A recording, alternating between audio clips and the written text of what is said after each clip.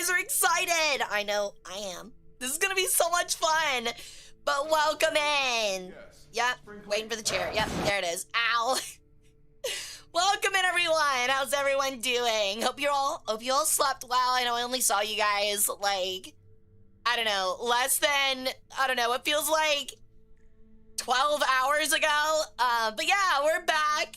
And it's time for some tournament, dude. It's very nice. It is very nice. I'm so excited. But welcome in, everyone. So there is a small problem. Nothing with the tournament. My chat box is out now. I don't know what Streamlabs is dealing with, but it's been having a cow lately. But at least the alerts are fixed, and that's all that matters. So I'll get that figured out some other time. But thank you again, everybody who submitted to the tournament. I'm really excited. We've got a lot of games ahead of us. We had 45 whole entries, half of which were in the last, like, 72 hours of the timer, which, fucking mood, honestly. So I'm letting you guys know right now, this is going to be a multi-day tournament. I'm not going to be able to do the whole thing in one day. It is literally impossible. So the way that this is gonna work is we're gonna have a 4-round Swiss, which essentially means that you play somebody, right, at random. If you win, you go into one bracket. If you lose, you go into another bracket. And then you play against someone that has the same score as you. Whoever ends up with the top 8 scores will move on to our second round, which will be just an 8-person bracket, single elimination, best of 3. So, we've got a lot coming. It'll be a lot of games. We're probably going to do our first 2 rounds of Swiss today.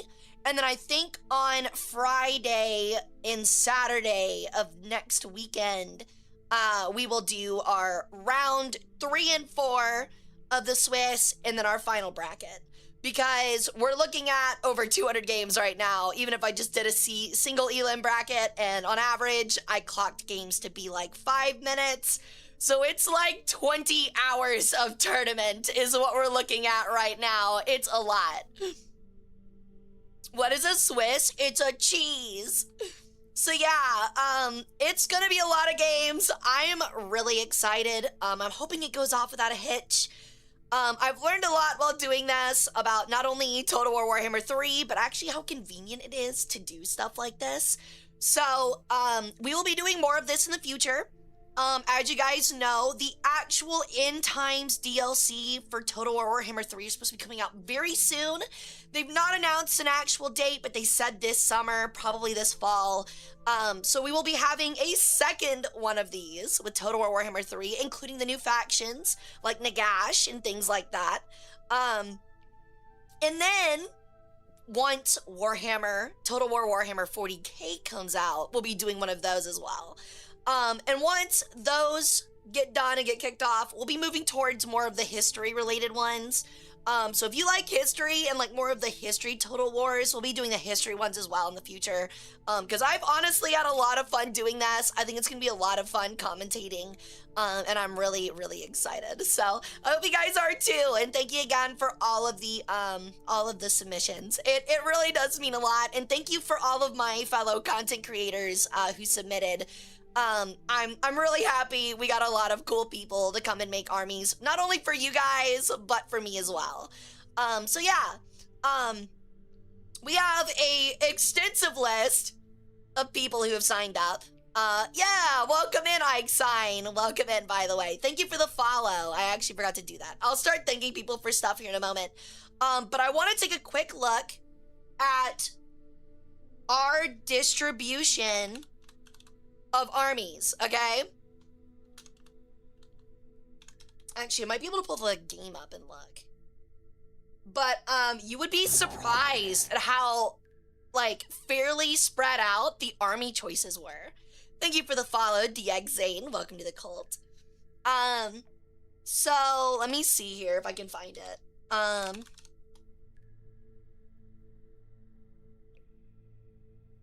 I think with the newer responses, it became less balanced.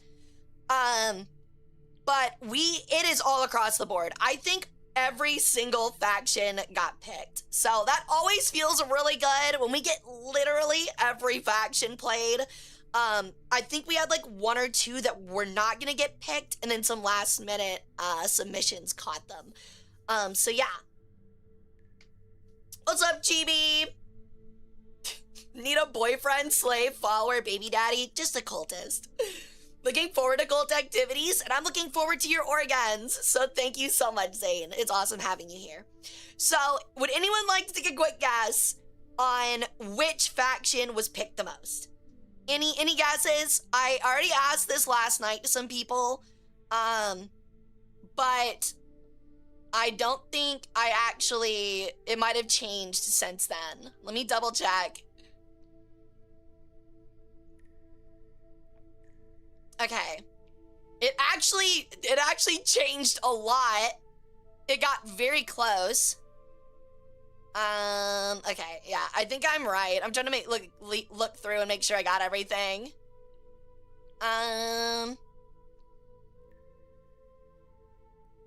Yeah, okay.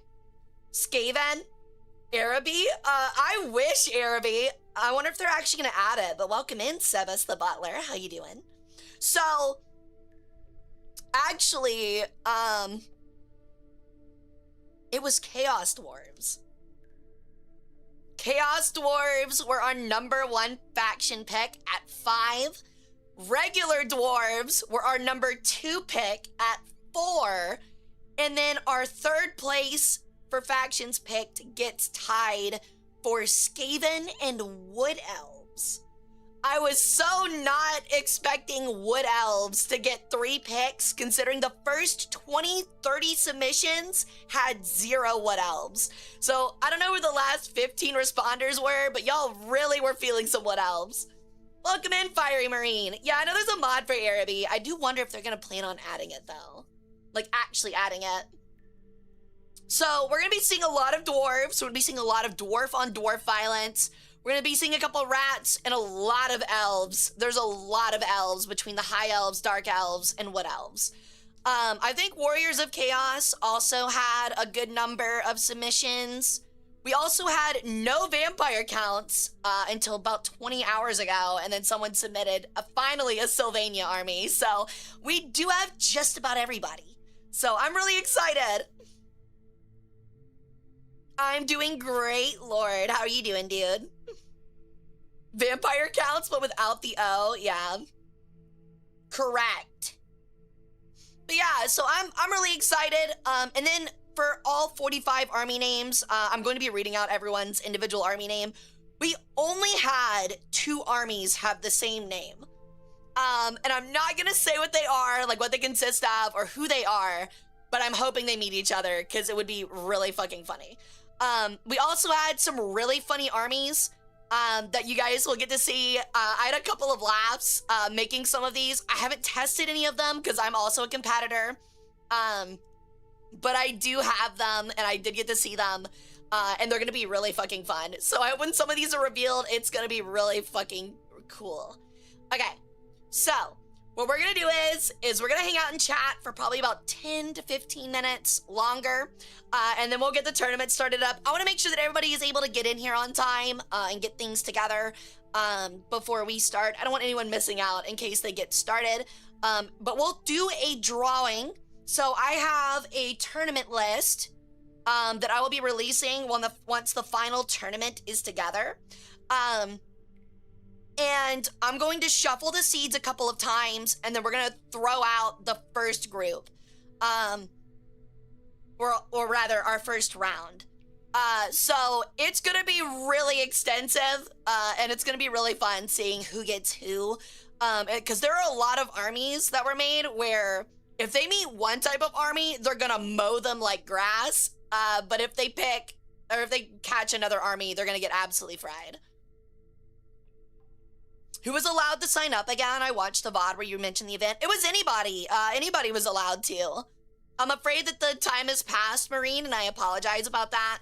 But we are gonna have more of these in the future. At least I plan on it. So keep an eye out. It shouldn't be too long until we have the second one, so. Yo, and thank you for the follow. Welcome to the cult. But yeah, I plan on doing history ones and stuff like that. So, or the more history related ones. I'm cooked if I meet a doom stack. See, there was somebody that went with like corn. There were like a couple corn players. And I was like, man, like, I really hope like corn doesn't just like steamroll this competition, because corn is like so good if people don't focus on range, and there were not a lot of like really ranged armies. So we'll see how that goes. I'm really interested on how that'll do. It feels like as long as the corn armies don't meet the dwarves, they'll be okay. And one of the wood elf armies, which is like all bowmen. So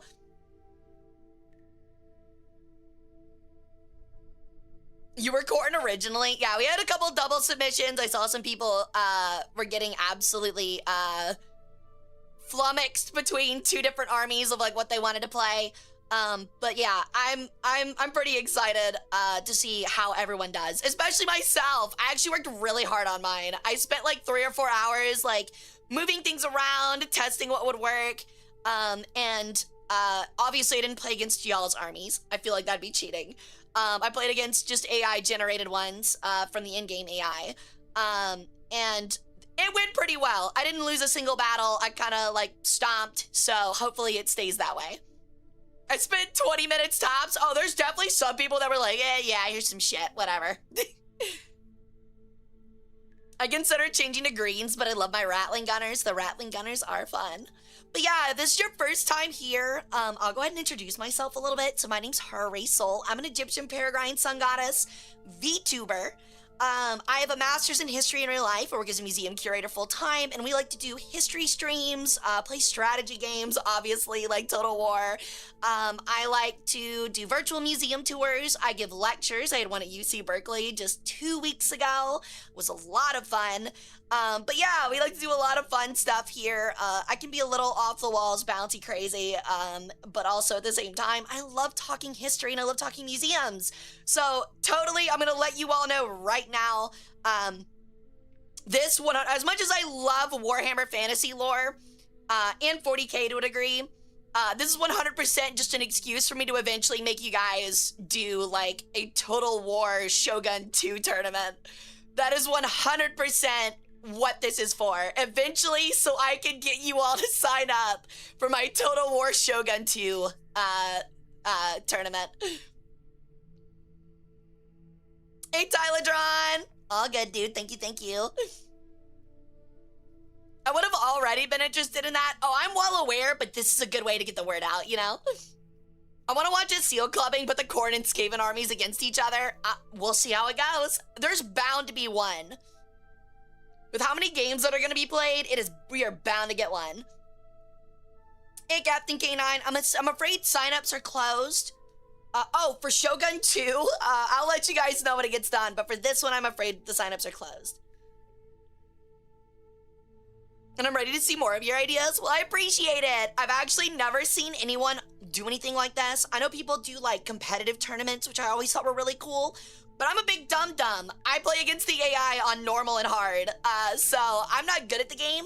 And I was like, dang, how can I like make this fun for like everybody, like people that aren't good and don't know a lot about it, but also can have a little bit of skill depth for people that do know a lot, you know? So this ought to be a lot of fun.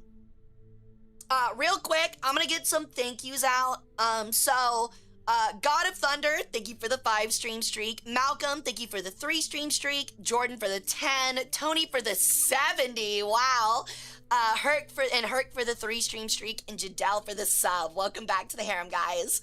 Oh, and Jeffrey, thank you for the 3 as well. Thank you, thank you. Thank you all for your devotion to the cult. I really appreciate it. When will you do Total War Rome 2 is the real question. I will absolutely be doing it. But also, I do play Total War Warhammer 3 regularly on stream. Actually, it's usually on Sundays.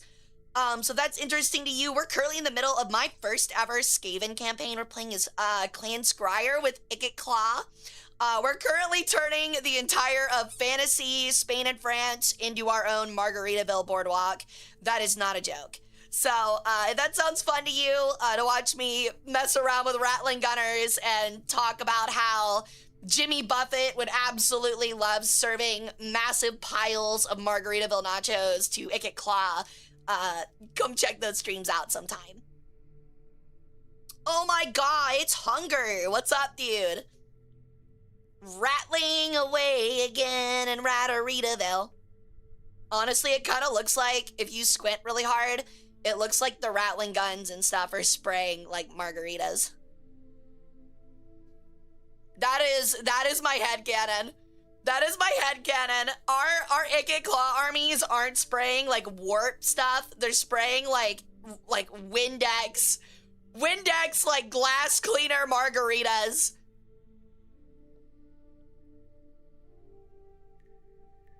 Hey Dustin, welcome man. Oh, that green is just lime. It sure is, dude. All right. So we've hung out for a good minute. I think I'm gonna go ahead and pull up our bracket. So let me grab that real quick. Let me see here. So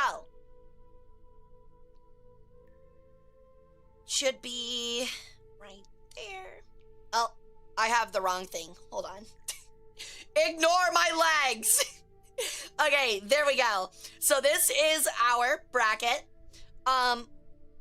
We have not started yet, but this is who our armies are. So I'm gonna go ahead and, yo, what's up, Dandy? Yeah, your name's right there too. It is the tournament. All right, let me change this up real quick. So let me see here. I forget that that's how window capture works. I'm so sorry, guys. I'm an absolute, like, newbie. Okay. All right. Oh, that is way too big. Way too big. Okay, so this is our list of contestants with their army names. We're gonna read them out real quick, and then we're gonna shuffle a couple times, and then we'll form our group. So, we have... Whoa!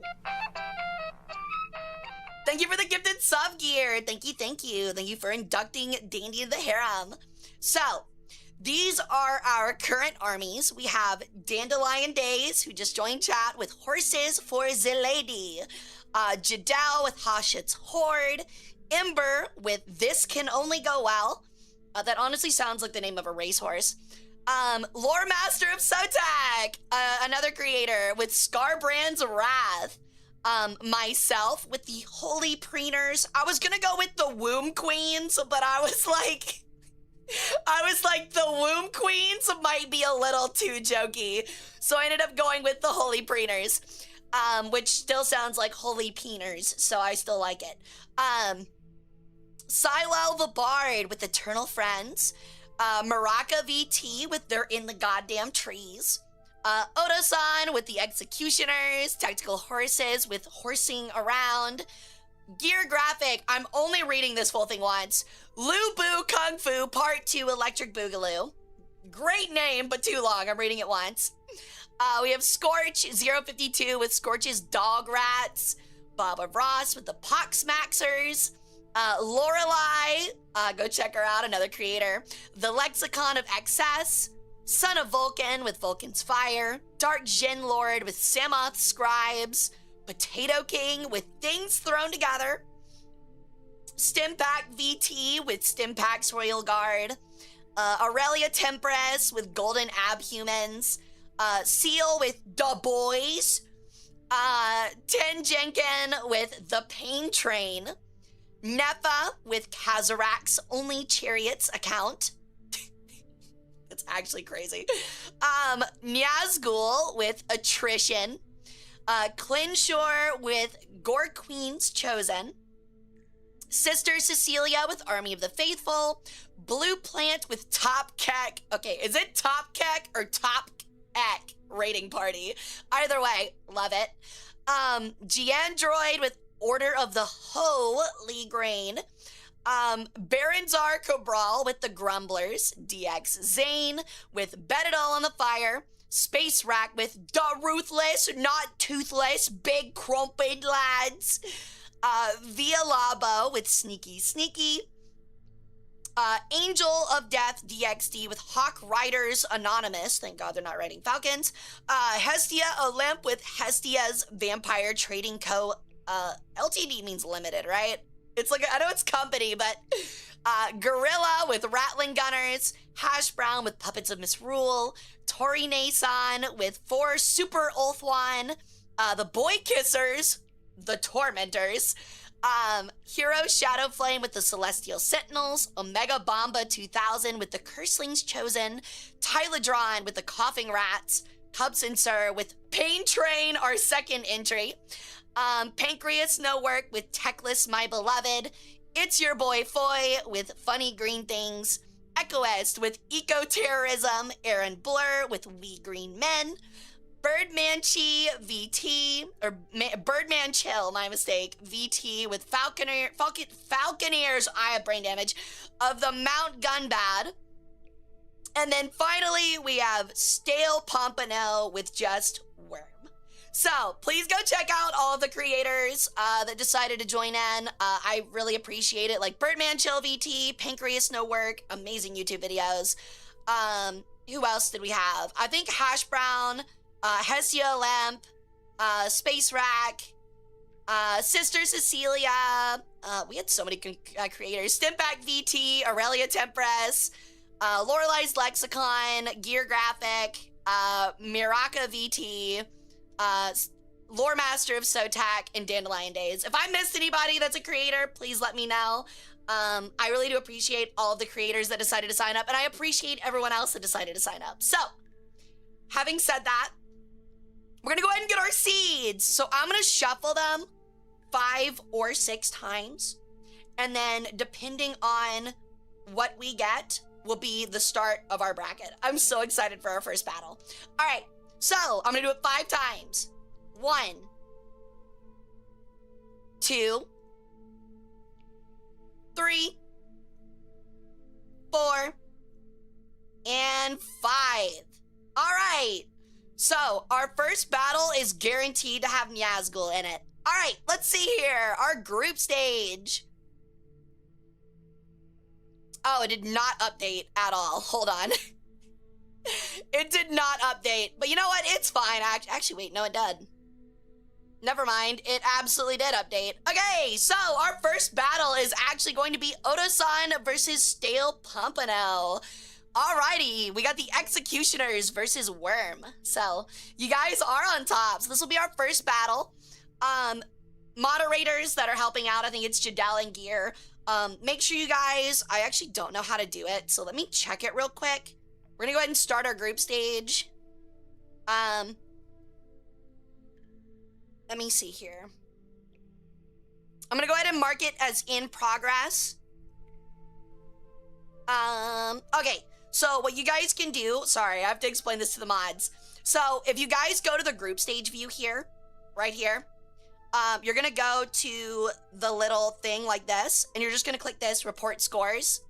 And then you're just gonna put either a 1 or and a 0 next to, the 1 is obviously who won, the 0 is who didn't. So yeah. So it'll be like that. Or you can just click one of these. So yeah, make sure you guys get those, and then after each battle, we'll check them out and show them off. So, having said that, I'm gonna go ahead and move us on over, and we're gonna get started on our first battle. So hope you guys are excited. Let's go.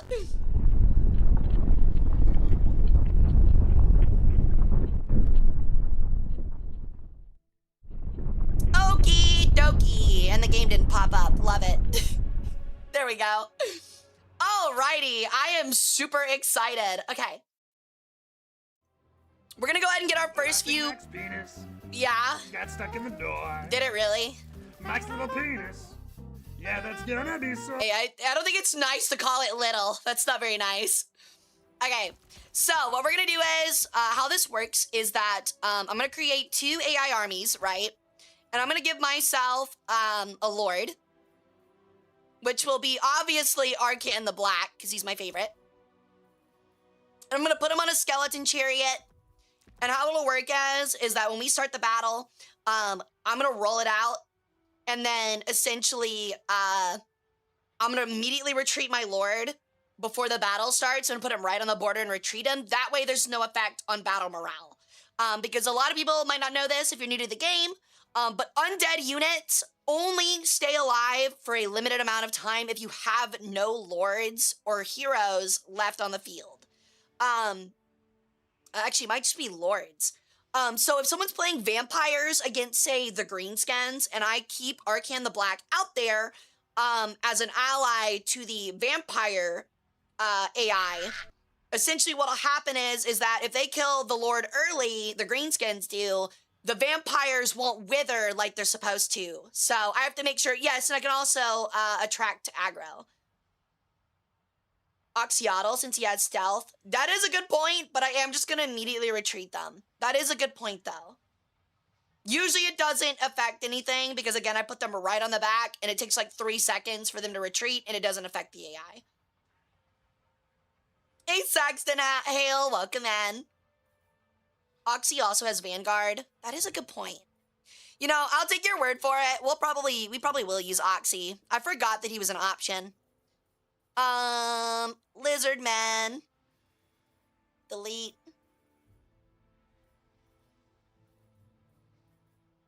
Mr. Oxy. There he is. Mr. Chameleon Man. Okay, so, like I said, our first battle is going to be Odasan and his Dark Elf Executioners versus... Oh, hold on. Shoot. Stale Pompano and his Lizard Men. So isn't that fitting? All right, this is gonna be really interesting. I am so excited. So let me go ahead and get out of the way. I found that my Executioners did a ton of damage. Executioners are scary. But let's go ahead and think about like this battle. How do we think it's gonna go? Anybody have any predictions? I'm gonna say, Odasan, right now, you're gonna have a very hard time dealing with those Pterodon riders. It's gonna be hard. They've also got a lot of large units. So this will be interesting. I mean, I think I'm gonna win. Do you really? I'm excited. Okay. So let's, anybody do we want to do this like an MMA match where like, do you guys want to like talk smack and chat to each other? Is that a dread, Sarian? I don't know. Yeah, it is. Yeah, it is. it is. It is indeed. Okay, so let's go ahead and get this started. So the way we're gonna do maps are going to be entirely random, okay? And don't let me forget that if I forget to randomize the map. So I'm gonna do it like 5 times each time. 3, 4, 5. That way, wow, the Negara Desert. What a great start. So this is going to be interesting. Should we do polls? Do we want to do bets on the matches? Do you guys want to do bets? Should we do channel point bets? I think that'd be fun. They do it at like league games and stuff. Let's do it. Yeah, let's do it. If you don't mind, mods. I know it's a little bit more for y'all to handle, but I think it'd be a lot of fun.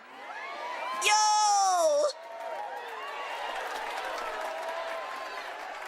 Welcome in, Raiders! Welcome in, everyone. My name's Hara Rae Sol. I'm an Egyptian Peregrine Sun Goddess, and I do War Thunder variety and history streams. Today, we're doing our Total War Warhammer 3 tournament, known as the End Times Tournament. So I hope you guys have come hang out and have some fun. But thank you so much, The Sheep Easy. If you guys don't know, that's Lorelei Lexicon. She is competing today. So thank you so much for the raid, hun. How was your stream? What are we all up to? Please go check her out. She is awesome. She's a really good friend of mine. She does some amazing art. And she's playing Slanesh. So it ought to be a lot of fun. Alrighty.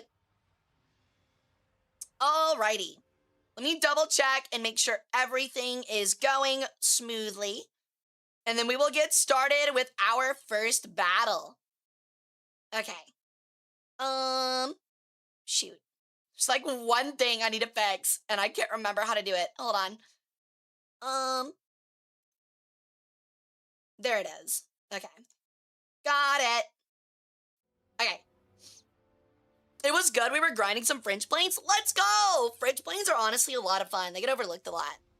Okay, so our first battle is going to be Odasan's Executioners versus Pompano's worms in the Nehekaran Desert. So, difficulty is going to be put on normal. I don't want the extra stats. I'm hoping that the difficulty increases the AI. I don't think it does, but I'm going to feel like it does. So, gonna double check and make sure all of our armies are set up. We're good here. We're good here. We're gonna go and get started, yeah? Thank you for the follow, Silo the Bard. Welcome to the Cold IUDN. The guy who likes to load their mags with half-smoked cigarettes and old coffee, you are entirely correct. Okay, I'm also letting you all know right now that every time we load into a battle, I am going to lag a little bit because game funny. Okay, so, this is our start.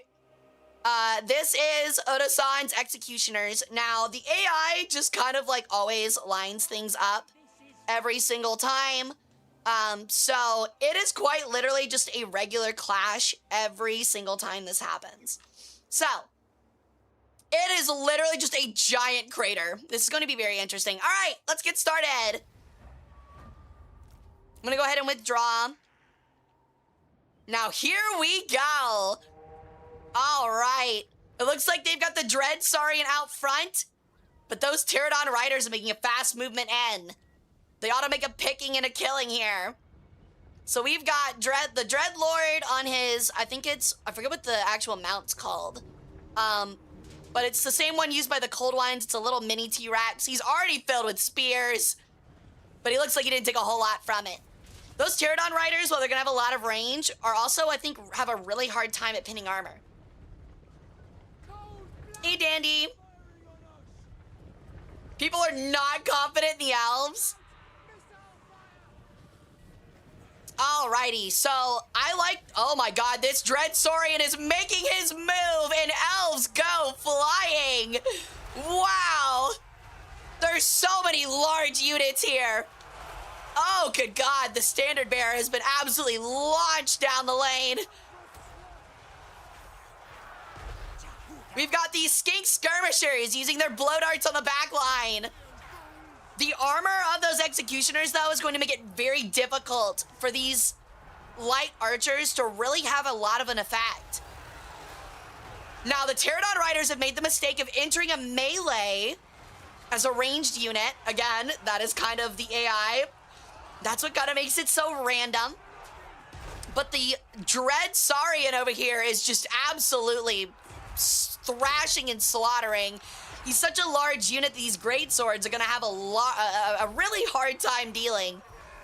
All right, let's check out these Croxagors. Absolutely bashing away with those massive gauntlets. Blood is just going everywhere. We've already got a Croxagor unit absolutely falling. They've been routed, which means that these executioners are now already turning and creating a flank.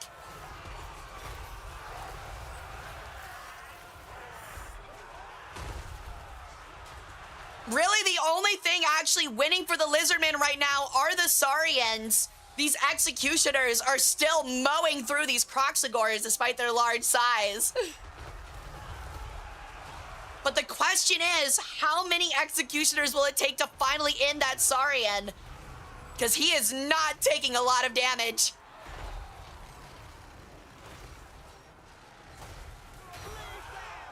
Luckily for Oda-san, these executioners seem to fight to a man, so that morale is really helping them out with that high leadership stat. I mean, that is a massively high leadership stat. Wow. All right, the Lord for the Lizardmen, Nakai the Wanderer, is all alone by himself, fighting in an absolute sea of executioners. Some of the Croxagors are returning finally. The Skinks are finally starting to take their effect. However, it looks like the Dreadlord is dealing with those just a little, just absolutely surrounded by these Pterodons. But they are not winning in any way, shape, or form. It's looking very close here. We're still split about 50-50 on this troop count. Oh yeah, I would not call it yet. It is nowhere near close to being over. We'll have to see what happens after Nakai dies. If he dies, the leadership might just cause the Saurian to rout. But if it doesn't, these executioners are gonna have a really hard time bringing it down. It still has plenty of leadership. Nakai is trying to fight his way out. He's just absolutely walking over some of these elves on his way out. He is retreating though.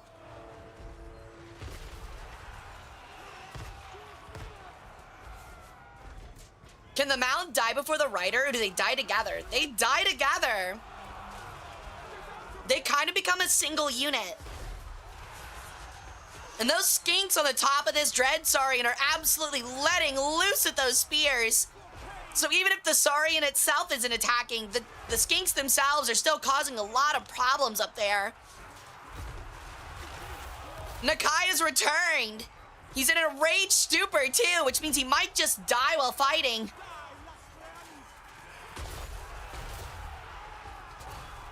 He still has more than enough left, and he's got a boost from his Primal Roar. Oh no.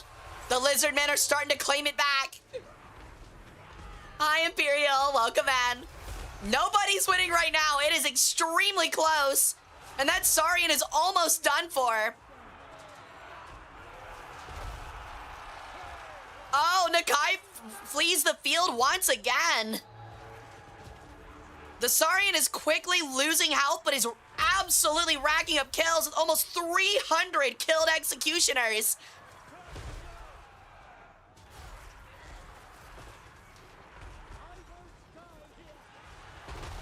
It looks like the executioners just barely cannot finish anything off. They keep getting out of range, and it's over!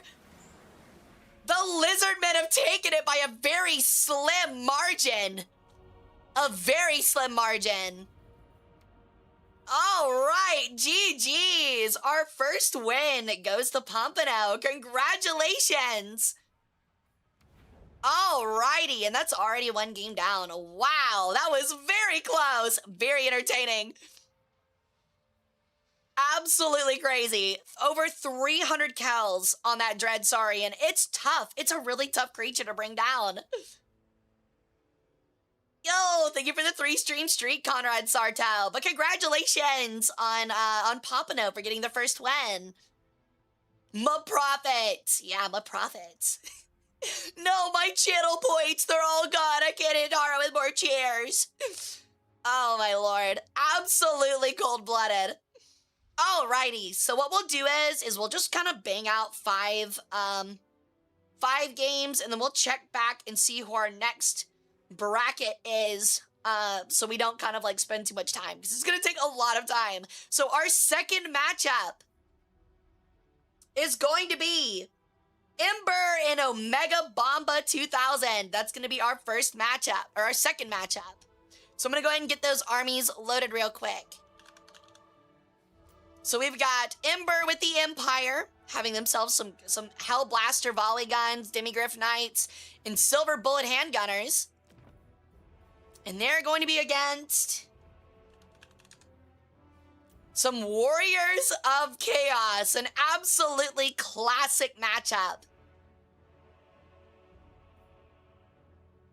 This is looking like a really formidable army, though. The Warriors of Chaos have both a Chaos Troll that is armored in multiple skull cannons. So this could be a really heavyweight slugfest here.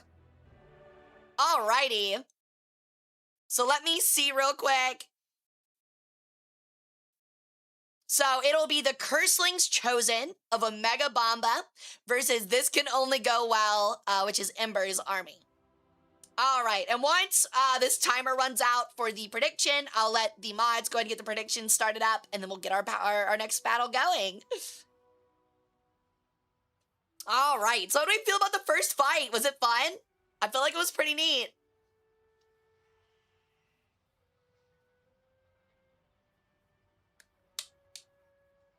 It was very close. I agree. I'll admit, it was closer than I thought. I think that's the added element of the AI. So the difference there was those Pterodon riders could not be affected by those executioners. Oda-san's army had 0 ranged presence. So if it was an actual player, what you would imagine is that those Pterodon riders would have instead just kind of run in circles around those executioners, slowly whittling them down. It would have taken forever, but it would have won.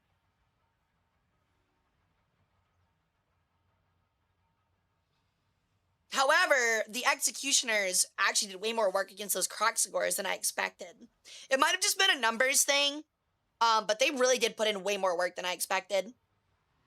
All right, we're gonna go ahead and randomize our map. 1, 2, 3, 4, and 5. We will be doing the Fey Grove Wood Elf Forest map. Looks very hilly and very tree-like, so it's gonna be interesting to see how these Hellblaster volley guns and these skull cannons work in this really hilly terrain. Oh, I love gambling. Go ahead and get those predictions in, guys.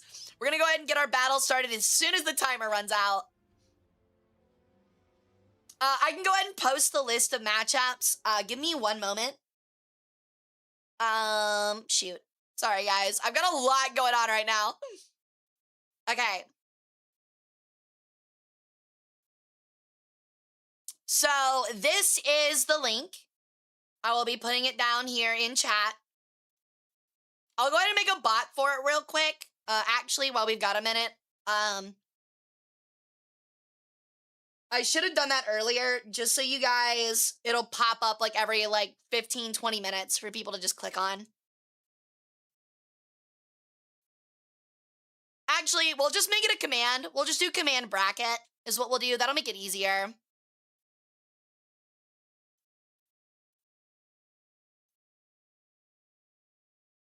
Okay.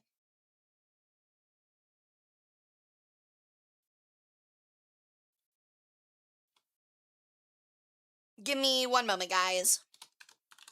Yeah, I should have prepared that before, so I apologize about that, but it's all good.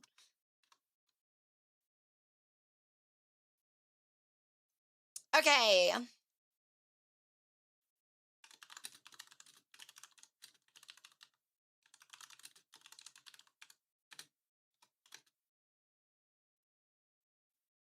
All right, you should be able to type !point bracket now, and it should show it to you. So we should be all good.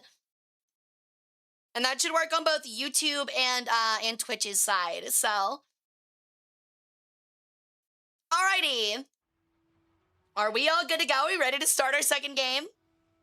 There we go. Okay, cool. It does work. Let me click the link and double check. It does. Okay, cool. Let's go. All right, let's get started on our second battle of the day. Hey, Melkaya, what's up? Fancy seeing you so early. I'm always this early on Sundays. Okie dokie. Yeah, this is looking like a very interesting map for what is being used. All right, I'm gonna go ahead and move him back here. So how it looks like it's been set up is these volley guns are not in a great spot. Were it an actual player, I would imagine they'd be put up up on these hills and things like that. But that's not looking like how that's gonna go down. So I'm wondering where they're gonna spawn in on the other side, either straight across or up here. But we'll see how that affects the battle.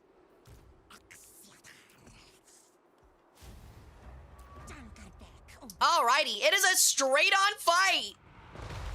And the cannons have already taken their first shot. Wow, that was fast.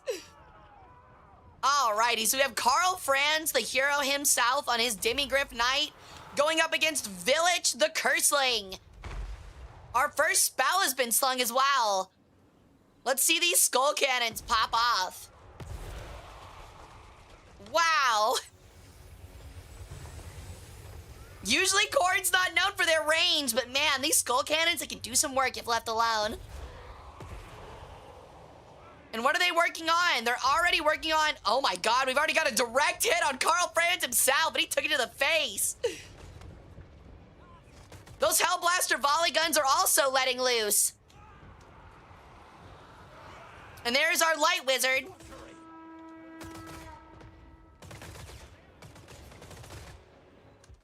I'm also really happy to see a ranged fight. Oh my god, those skull cannons are just absolutely laying into Carl. He doesn't seem to care a whole lot, but he is getting laid into.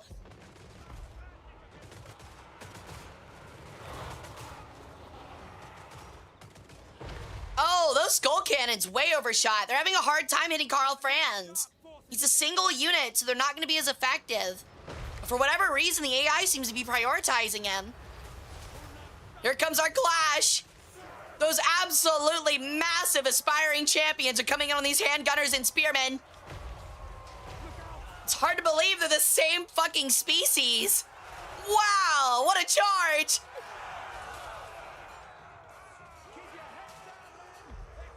It is certainly a... Oh, wow, men are just being cleaved in half.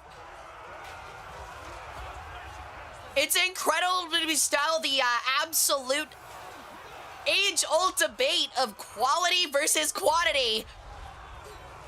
And I'm not gonna lie to you, the quality looks like it's winning out right now. All along the line, these warriors of chaos are starting to take their toll. Especially these chaos trolls. It's been a poor matchup. These are large, monstrous infantry, and honestly, greatswords have a tough time compared to the spearmen. No, I do not. I don't know if those handgunners went in willingly. Oh, wow. Village the Curseling is just absolutely rushing these Hellblaster volley guns. They seem to be none the wiser. Oh, no. The first guy gets immediately decapitated. How horrifying. The Empire is starting to flee the field already.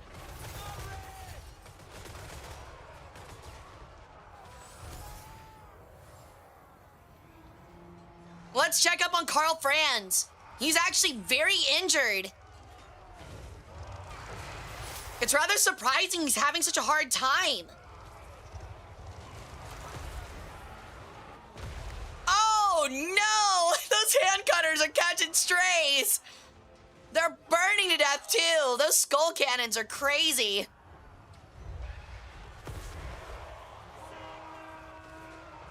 And they don't mind firing in close range either.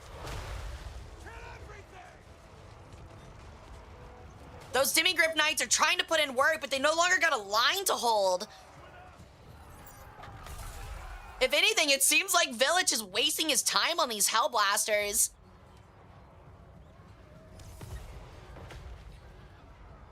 These spearmen are trying to mount another charge.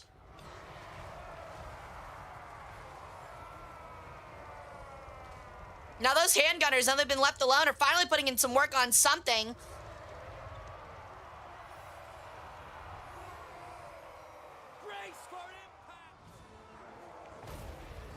A big spell's coming out. Village and Franz, Karl Franz are now going at it, but Village has way more HP.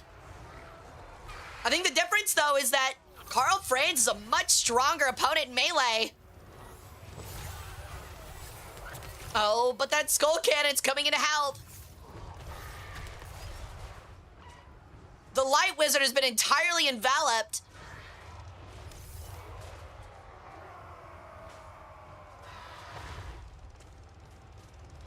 Karl Franz is trying his best.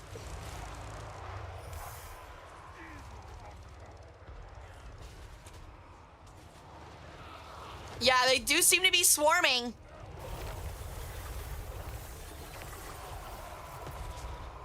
It looks like that skull cannon's about to actually wither away.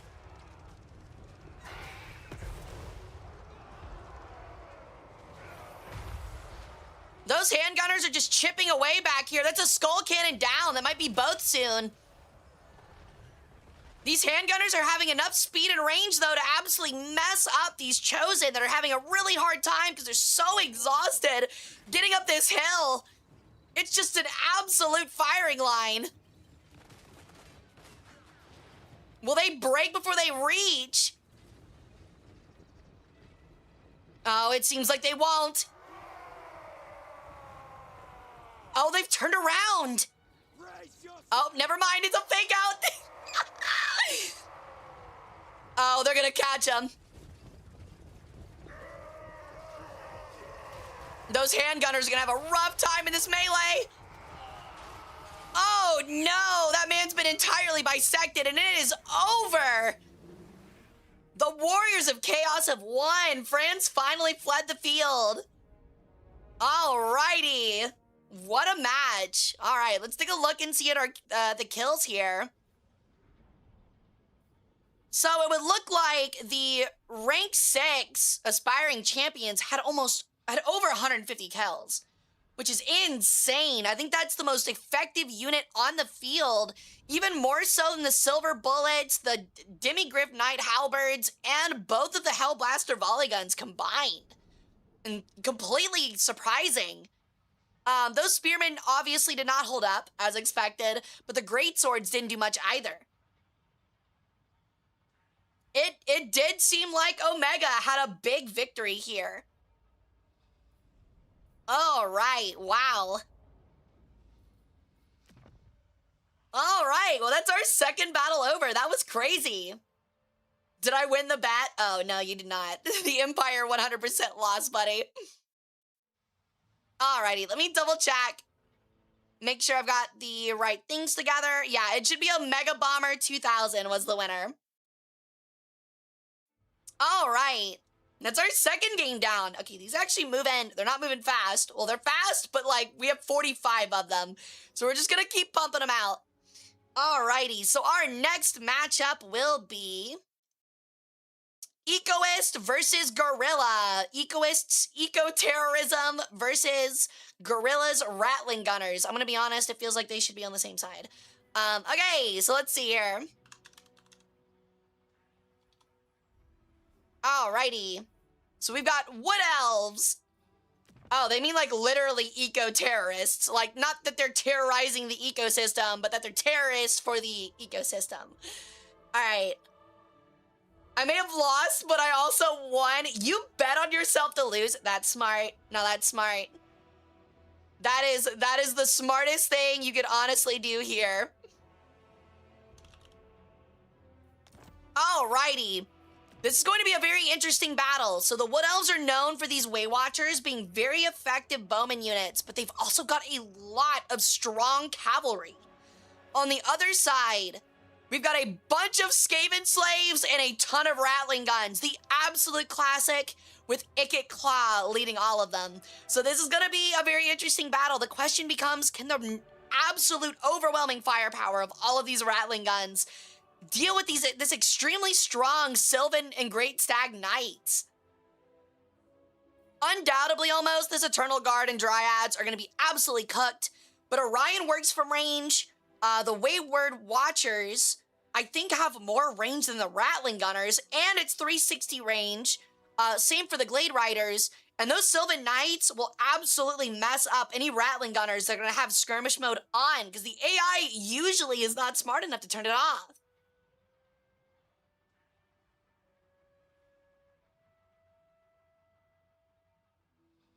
Wait, did y'all actually match up against each other 10? Wait, no way. Did the paint trains actually hold on, I gotta check this out. There's no way. There's no way the paint train armies out of 45 entries got matched up against each other. Oh, you did. That is so peak. Oh, that's gonna be so peak later. Oh my God, I am so excited. That is awesome. Okay, that's gonna be a hype battle. The two Pain Train armies. We only had 2 armies have the same name, and it was Pain Train. And y'all went up against each other round 1. That's gonna be so fucking funny. The chances were so low, and I'm so glad we met it. I did not make this bracket beforehand, by the way.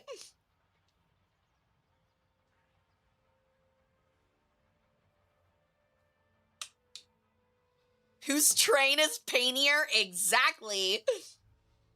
We're gonna have to find that out.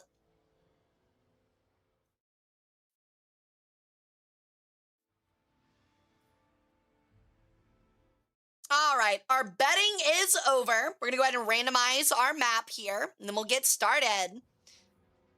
1, 2, 3, 4, and 5. The Bretonian Hills, the peasant's pasture. All right, well, this is going to be very interesting because this is very wide open, which is very good for those Rattling Gunners. No trees, very little hills. It looks like a gradient slope. It's going to be a tough time for the Wood Elves.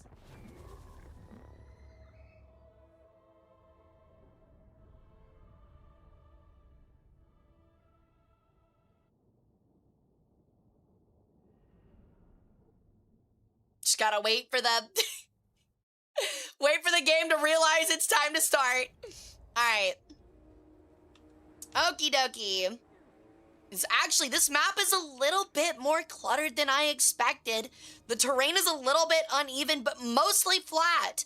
If the enemy army starts with the Rattling Gunners up on this hill, it's gonna be really hard for these Wood Elves. However, these Way Watchers have some insane range, 360 as well, so they can fire on the move.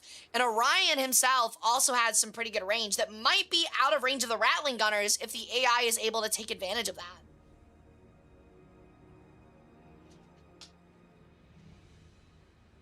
Alrighty, hey Tylodron, they're going great. We've had 2 really close battles.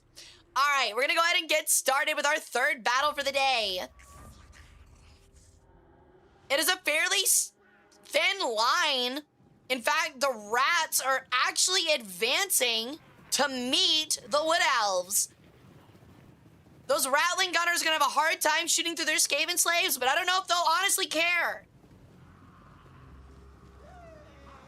The cavalry in the back for the Wood Elves also has not started moving, but those Skaven slaves are getting chipped down real fast already.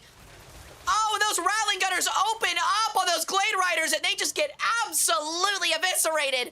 Near instant devastation, and they're already off the field. They've been killed to a man. How horrifying. Those Sylvan Knights are coming in, but they are not focusing the Rattling Gunners. Napalm, Jesus Christ. Those Rattling Gunners are absolutely popping off over here. Icket Claw himself has actually almost been killed by the Way Watchers. The benefit of the Way Watchers is that they can aim at an angle. Meanwhile, the Rattling Gunners have to fire straight over. But those Way Watchers are getting absolutely annihilated. Well, they have the range. They do not have the numbers. If these Sylvan Knights can keep the aggro off of them, though, they can continue to mess up the backline of these Rattling Gunners. The fire's coming in. Emotional damage. Oh, wow. The rats are already fleeing the field en masse. That's that leadership showing out. They had a very scary start there with eviscerating those Glade Riders, but it looks like after Iga got focused by the Way Watchers, it was over. It was much faster than I expected.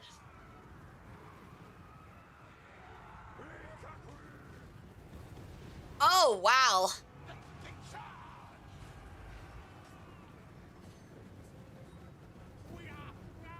They're ethereal. So the problem is that these Sylvan Knights are ethereal, which I think makes them really hard to deal with in range, and it's already over. An absolute stomp. The rats started out so strong, but folded so fast the moment Icket Claw left from the field. They're leaving with half their army. The rats are so fickle, aren't they? The Rattling Gunners started off so impressive, but the moment those Way Watchers just focused in on Icket Claw, it was practically over there. That's so surprising. They left the field with over half their army intact. A very quick retreat for sure. Orion didn't even get touched. Wow. That has actually been our largest stomp of the day so far. Less than 2 minutes on the battlefield. That is really tough. Let's take a look here, though. Orion with 83 kills. It's those spears, man. He hucks those things at like Mach 2 and they're massive. The Treants surprisingly had a really easy time.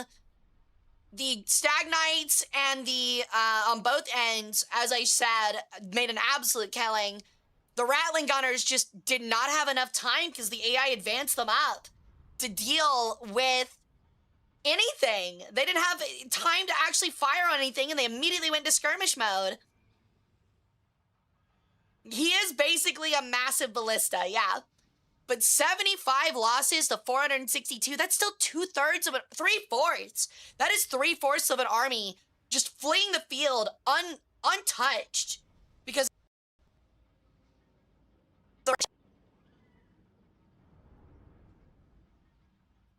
had Ikit Claw actually done something more of service there, it might have not gone as poorly. Oh no. Oops.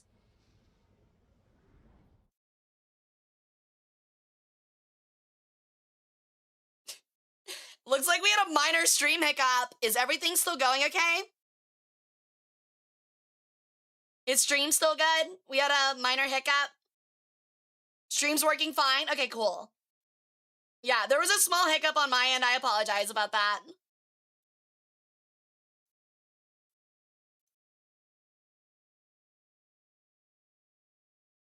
Okay, I can't watch my own stream right now, but as long as like stuff's working for you guys, it doesn't matter. Let me just restart my stuff real quick. And I stopped playing that game.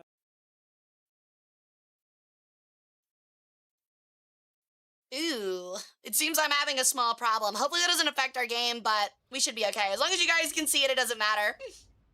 Actually, I think I know what the problem is. Hold on. I think Firefox had a problem. Yeah, it was Firefox. We're all good. Sorry about that, guys. Okay.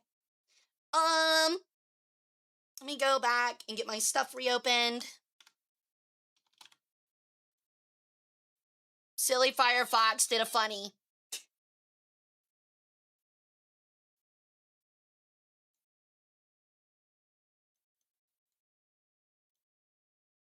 All right.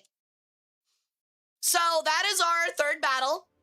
We're all good. A little bit really rough for the rats. Way rougher for the rats than I expected. But that is our third battle over. Really quick one. I was expecting a lot of these to go about 5 minutes.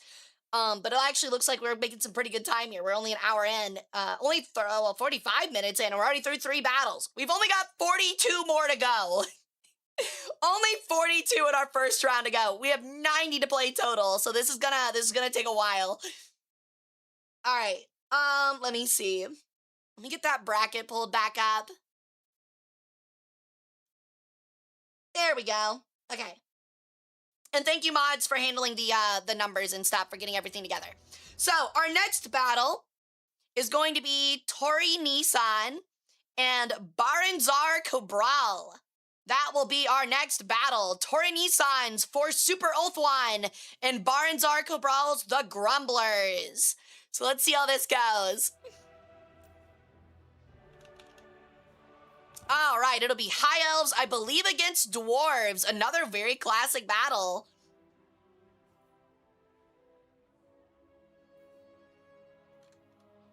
All right. It's going to be a very interesting battle for sure. We've got the Dwarves over here with a lot of Dwarf Warriors and some Longbeards, some Quarrelers, 1 Iron Drake, a Thunder Barge, and 3 Grudge Throwers against some High Elves that are very heavily cavalry and lord and hero based. So this could be a very interesting fight. Dwarf, my beloved, yeah.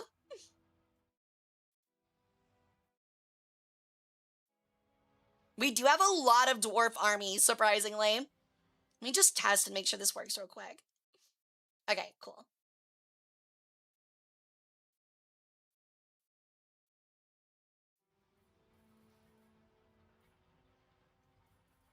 Make sure you guys get those predictions in. If you're on YouTube and you want to move over to Twitch to kind of gamble, actually, wait, is there something similar? Oh man, there's a Q&A and a poll, but I'm afraid that there's no actual gambling on YouTube. Boo! Dwarves are the best. Kill the elf scum. If I'm being entirely honest, I kind of forget like what's the lore for 40k between the elves and dwarves and what it is for Lord of the Rings in fantasy. There's not, yeah. Maybe one day, dude. I'm hoping YouTube eventually gets the same interactivity as Twitch. Lord of the Rings is indeed complicated. All right, so our betting time is almost over. It's about an even split here. That makes it all the more interesting. Makes it much more to win. All righty, so let's go. We'll go ahead and start our second battle here after we pick our map. So 1, 2, 3, 4, and 5. We are at the Bleak Lands, the Darkland Crater map. Hey, Captain Rardon, welcome in. Alrighty. Let's get started. You're betting 50k on the next bet? Oh, wow, you're just gonna swing it all out there, huh? This is also looking like a rather flat map. Oh. It's gonna be every battle. I don't know what it is about the last little loading bar, but it's like they throw in all the units and stuff, and it always causes me to lag. All right, so we're gonna put you back here. Well, there's actually a lot of open space on this map. It's gonna be really hard for really anything long range to have a massive effect before the clash and the merge really happens. All right, let's get started. So the dwarves do hold the high ground, but they have to get a little bit of a distance together before they can really start taking some effect. Something, those grudge throwers are already having effect though, and they're already really hurting these dragon princes. Oh, my bad, actually, that's the thunder barge. It is not fired its forward harpoon, however, which is always devastating. It might be lining it up. Those thunder barges are crazy, man.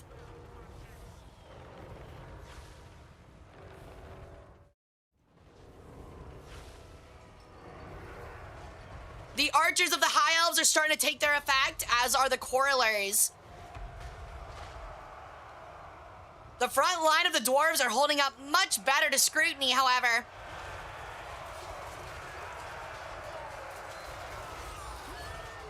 Now, just thinking out loud, the sword masters should be better in this melee combat than these warriors by a good margin.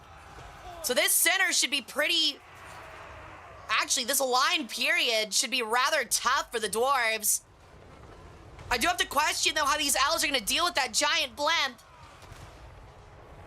And those quarrelers just do not care about those dragon princes that are just being absolutely harassed. The archers are now focusing the thunder barge, but it's going to take a long time to bring it down. Holy arrows! What an absolute rain of them coming down on this barge.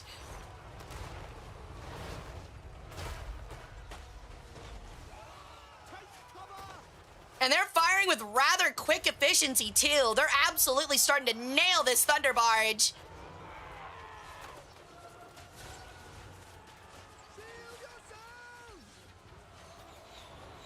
Does friendly fire exist? It does. It's very important to take that into account when you're using range on 2 units locked in melee.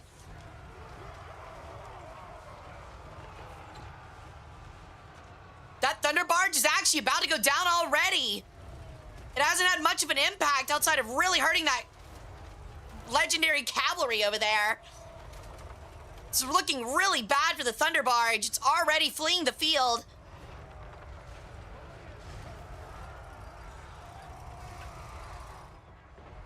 That's actually a huge loss for the dwarves, but it definitely sunk up. Oh, and it burns! It's down. What a disaster. Take it out at the last minute on the field.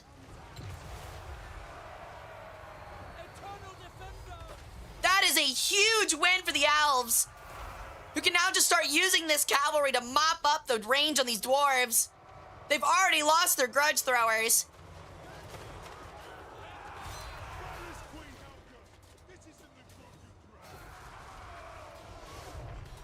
The iron drakes are even like locked into melee, which is not terrible for them, but definitely not great. Tyrion is joining the fold. He's absolutely crushing some dwarves. He's now fighting the Dwarf Lord in one-on-one combat.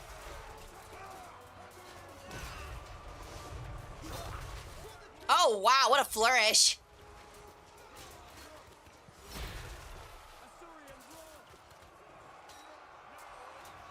Tyrion is at absolute full health, however. He is not even slightly hurt here. Just cleaving through these dwarf warriors. This is going in the book. It sure looks like it. Brandon. Ow. These archers are practically just firing for free, however. It's only a matter of time now until these dwarves completely give up. The cavalry was not digging out fast enough, and this lord is starting to waver.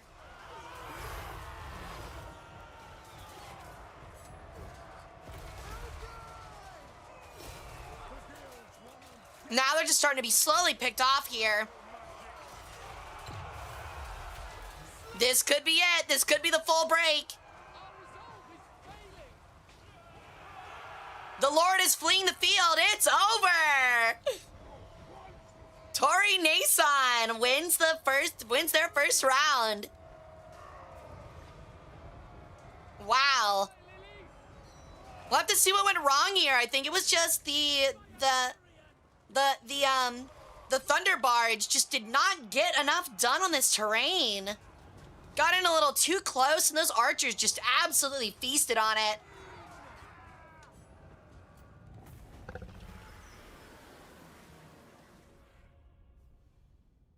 All right, yeah, judging by it, the Thunder Barge actually got in 160 kills. But man, those Sword Masters, over 390 kills on that Dwarven front line that just did not stand a single chance. They just got absolutely mowed down by 2 units of Sword Masters. It's actually insane that that is actually what seemed to have made the difference. Not the cavalry, not the lords, not Tyrion, but just 2 units of Sword Masters. It was mostly shooting Dragon Princes, but that's probably why those Dragon Princes only got 58 kills. Absolutely crazy. Tori Nissan just swapped. She sure did. All right. Oh, yeah, you can see the damage. We'll have to do that next time. All right. So I think that was what? Battle 4? Alrighty, it was battle 4. So our last little battle in this little grouping of 5, before we take a second and take a breather, is between Hero Shadowflame and Villalobos. So let's go ahead and check out their armies.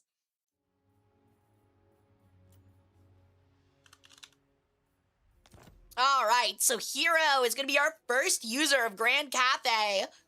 Mostly focusing on melee with a couple large units like a Sky Yunk. Is it Junk or Yunk? I never know. A Terracotta Sentinel and a Grand Cannon. I love me some cow cannons, man. They're so cool. All right. And then Villalobos will be playing Skaven. So it'll be our second Skaven army. However, they're focusing on Gutter Runners, Storm Vermin, and 2 massive things, which are some extremely rare Hell Pit Abominations. Focusing with a Warlord as well. So this will be very interesting. It's a melee-focused rat army. The gambling for Battle 5 is up. Make sure you guys get your votes in.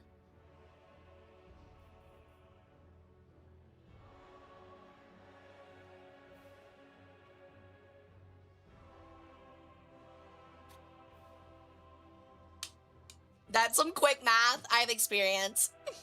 I'm bad at math, but arithmetic, I'm not too bad at.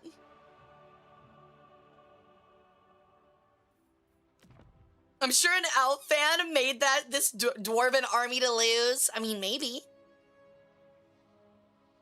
I feel like a bookie. That's good. Get your like little like funny little like clear visor or whatever.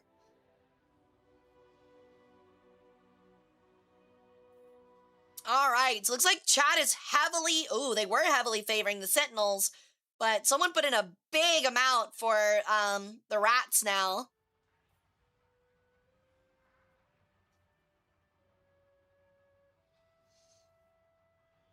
Oh, real quick, well, I've got a minute.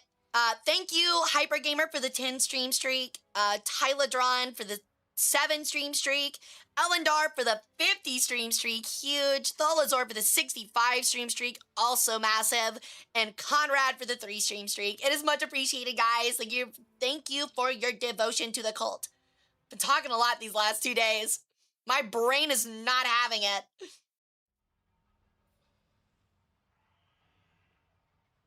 All right, so bats are almost up. It looks like we got a slight edge for Heroes Sentinels. Yo, thank you for the follow, Eric Go2. Welcome to the cult. How you doing? All right. So it looks like chat kind of leans towards Cathay winnings. Let's see how it goes, yeah? Thank you for the 7 stream streak, Potato King. Much appreciated. Welcome in, Eric. How's your day going?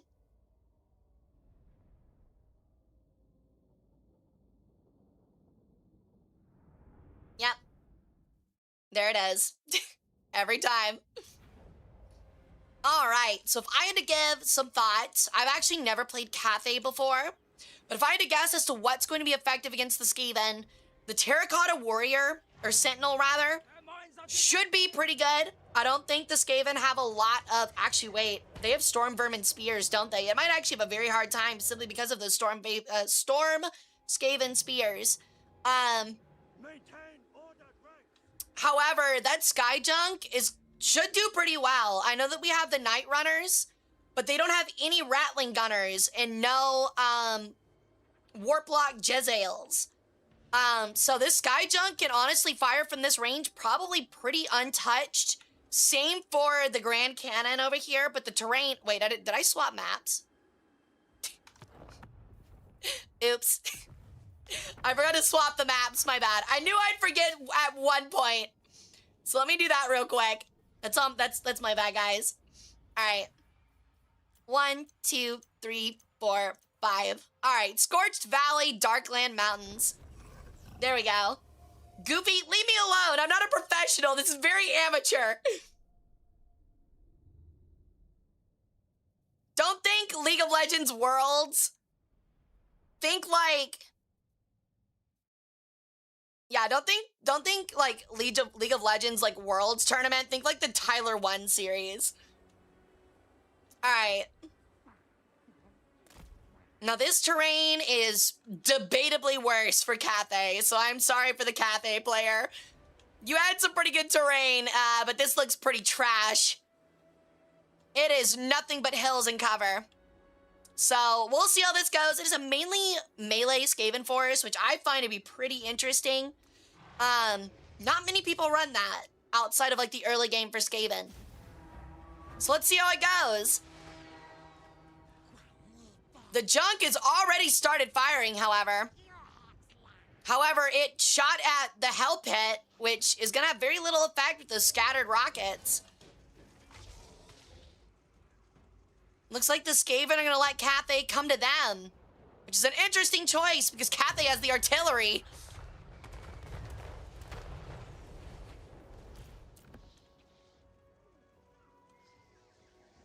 However, the artillery is kind of being wasted. Wow, it's very nice. Your shit is busted, my apologies. Wait, what do you mean? What? Yeah, those rockets are just, they did a little bit of damage. However, I don't think it's wise for the AI to be focusing those hell pits. Those things are gonna be hard to kill. Oh, they're actually not moving unless hit. That's interesting. The Skaven are only moving forward one help hit abomination. The rest are staying back for some reason.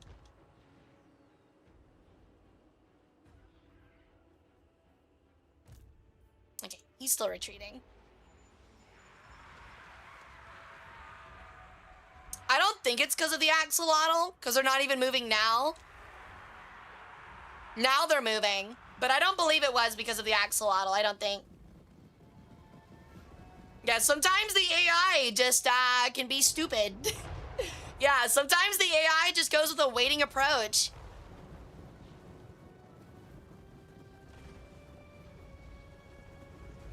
It really does seem like, a lot of the time that, like, the AI kind of chooses whether it wants to be aggressive or defensive, and it's kind of a coin flip. However, now that these Skaven are finally entering these trees, Cathay's gonna have a very hard time getting this range to be successful, especially those rockets from that sky junk. They're gonna hit mostly tree here. It's very favorable for the Skaven. However, that Terracotta Sentinel is gonna cause some problems.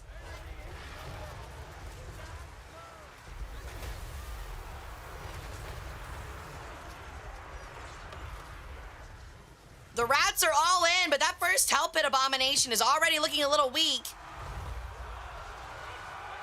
It's stuck in battle with this Celestial Dragon Guard, which are halberds and do not mind large units.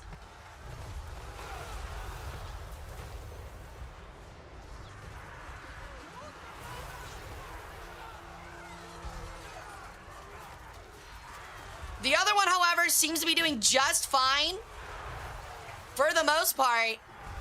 And the Warlord is also absolutely thriving. We've got a unit of gutter runners coming from nowhere to hit this sky junk. Absolutely flew in from nowhere. Oh, they're gonna get focused on by these Grand Cannons, however, if they can get them pulled around. And they're firing. Their aim is rather ineffective at this close range, but they're doing enough work. They're now hiding behind their cannons, hoping to hold out a little bit longer.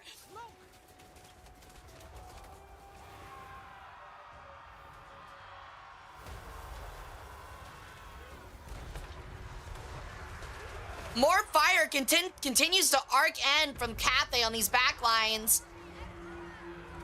However, there's just more Skaven waiting on the wings.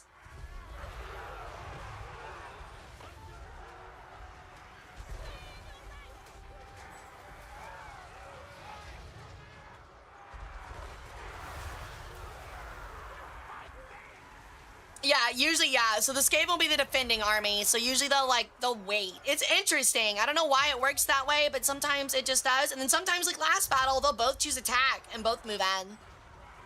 But the AI just chooses that for some reason. It's a part of it. It's why the AI could be so chaotic. It's not very smart or logical. That sky junk is still just sitting there. It's actually a really slow battle at the moment, and this Warlord is not having much trouble just cleaving through whatever he's around. It's actually just a giant mosh pit here, as you can tell. Just a giant mess of a front line. No real things to flank. Oh, a massive explosion.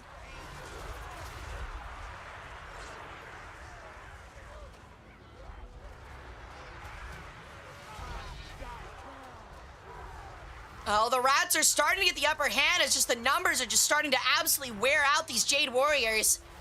They're being slowly surrounded by how many there are, and there's being no clear front line.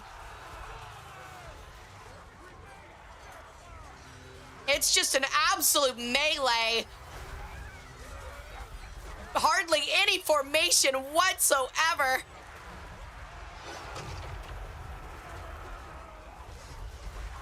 And unlike the regular Skaven, those Storm Vermin do not give up easily, especially when their Warlord is still on the field.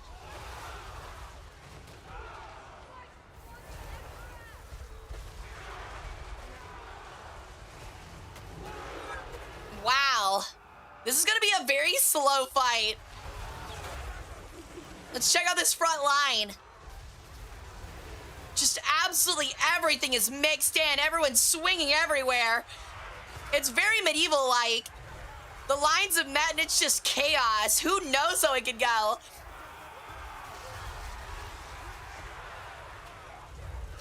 The real question is, can these Helpit abominations be filtered out before they cause more damage?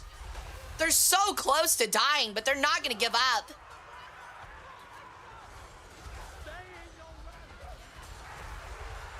That Sky Junk is still standing strong, but it's not having a lot of an effect over here.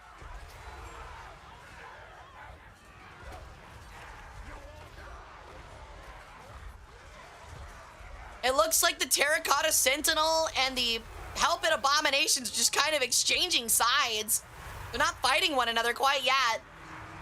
Just kind of stomping around looking for something smaller to step on.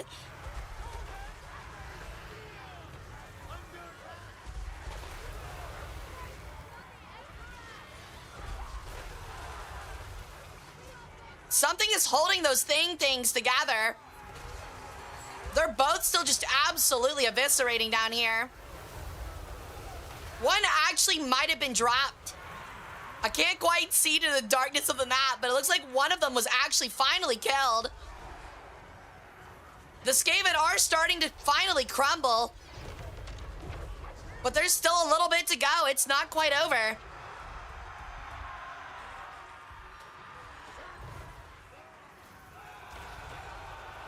The Storm Vermin simply have to hold out a bit longer. They might be more of a chance, but it looks like the line... Oh, the Junk makes a massive shot. Hitting pretty much nothing but trees. And that is it. Cathay takes the W. Very close up until the end there. It seems, however, the inability to finish off the Sentinel nor really affect the Sky Junk effectively kind of caused the difference. Oh, what a giant leap strike. That's crazy. I'm not 60 feet tall, and even I can't do that. Alrighty.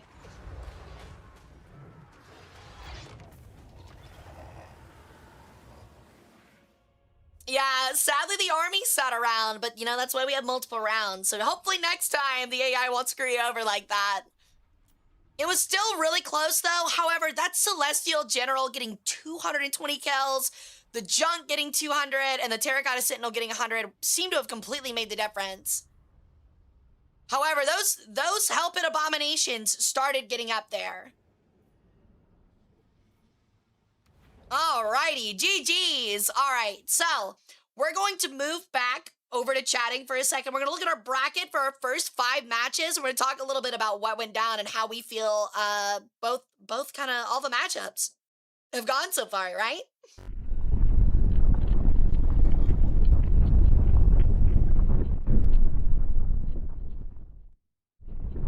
Alrighty. So, how do we feel about the first 5 battles? Did we enjoy it? Was it fun? Did we have a good time? An army that was designed to counter mine? I wouldn't say designed to counter yours, but you did go. It is a really bad matchup for you. Alright, let's see here. Let me get that bracket back up. Alrighty, so... Let me zoom in at all. There we go. So, our first battle between Stale Pompano and Otosan was kind of fast.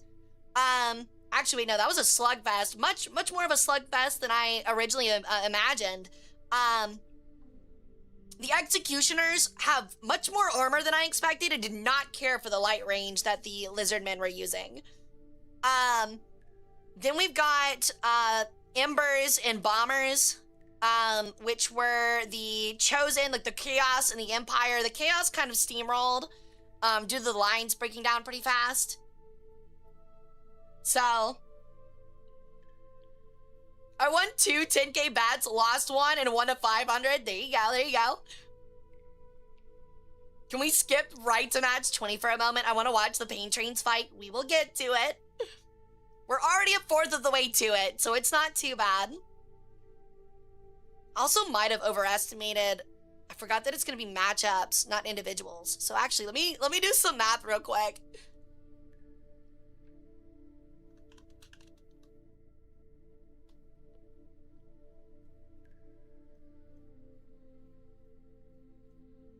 Okay.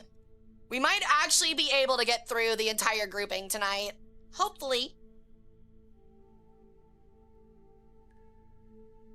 Me losing my 20,000 point parlay. Honey, I can't afford Panda Express tonight. No, not Panda Express. I was gonna get Sweet Fire Chicken Breast. All right. Yeah, those are some great battles. It was a good start. I'm really liking them so far. They've been really close, both due to the incompetence of the AI, but also the great strategies some of y'all have come up with. I didn't know Hara was on the menu. I'm literally everywhere. How does the next bracket work for offense versus defense? Is it still random? It is still random. That's kind of the point of this, is it's supposed to be pretty much entirely random on how things go. All right. So yeah, that's an interesting look into our first 5. Great start, absolutely hooked. Let's go. Yeah, I'm having a great time just seeing these armies fight. I was the top of the player list after the shuffle and I still got thrown into match 19 though. That's because I didn't realize it randomized this further. Yo, you are up against Dandy. But yeah, our next fight will be Potato King versus Silel the Bard. So this one ought to be interesting as well.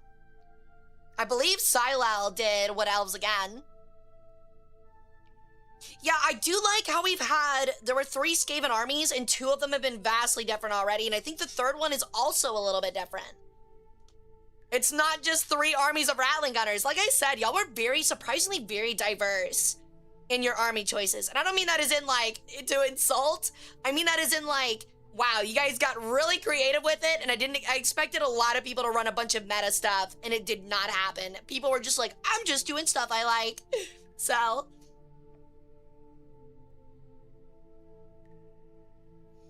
all right, so what we're gonna do is we're gonna pull a 5-minute break just so I can go to the bathroom and rest my voice a little bit and get some water.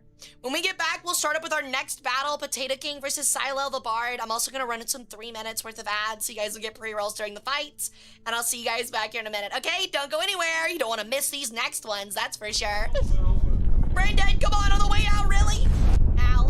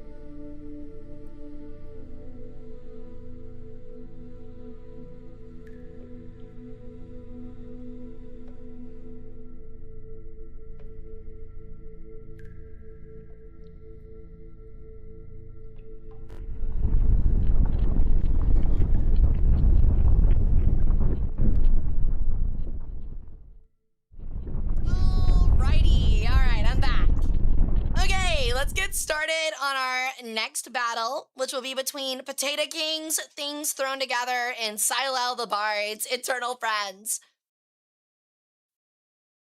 Alrighty. Let me see here. Ow. So we've got Potato King, who's playing our first Vampire Coast of the battle, or of the tournament. So that's cool. And Silel the Bard. Wait. Did we actually got vampire counts against Vampire Coast? Well, that's cool. Interesting. All right, so we're gonna wait a minute, let those the bets go on through, and then we will get it started. Okay, yeah, this is one of the first funny armies that I think we've come across, which is literally just all lords. It's gonna be interesting for sure. That's true, Lorelai. It is a lot of sucking. Yeah, the Vampire Coast army has a fair amount of range. However, they're gonna have a really hard time with just all of this. An army of literally, like, a front line of just 4 white kings and Vlad von Karstein is actually insane.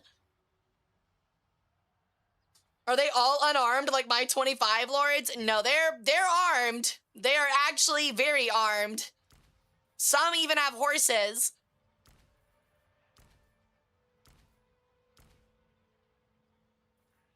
It's going to be a very interesting fight for sure. We're gonna go ahead and change our map up. 1, 2, 3, 4, 5. It's gonna be at the Howling Citadel. Wow, that'll be interesting. Which one is for the prediction? What do you mean? What do you mean which one is for the prediction?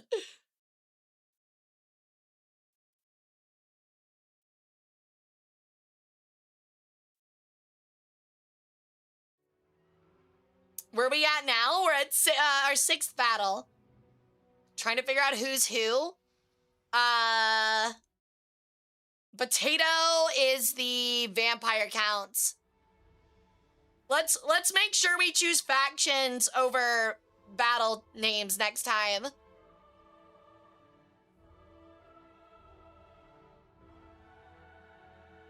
But yeah, Potato is the vampire counts.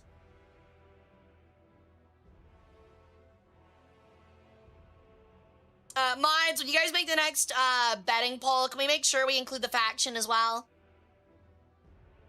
If you have the ability. Alright, so let's go ahead and get started.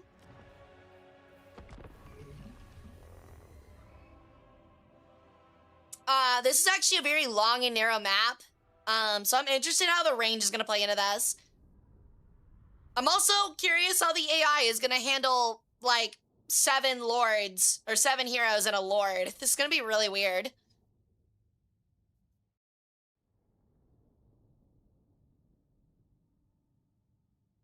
If we do that, we have to remove army names. Oh, shit. I would say just do army names and faction then.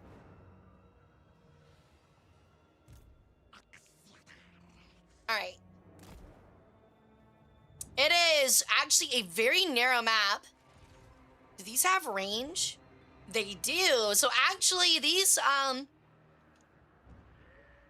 the vampire pirates actually have a lot of range. This could be a really problematic for them, so. All right, you're getting out of here. And they are all bunched up because there's only like 9 of them.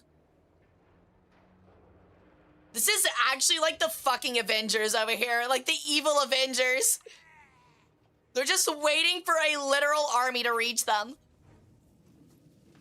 So the Necromancer has like a corpse cart. There's 2 mounted white knights, 2 unmounted white knights, a mounted vampire shadows who has fucking massive titties. Who are you breastfeeding with those? 2 banshees and Vlad von Melted Face. So Yeah, absolutely aura farming. Me? Don't say me, bro. Vampires can't have children. This might take a minute. I think like you, they aren't functional. Probably. It's gonna be very interesting to see what happens. It would be really cool if like two undead armies that went up against each other had like the ability to like capture each other's undead units. Holy shit, something is just absolutely...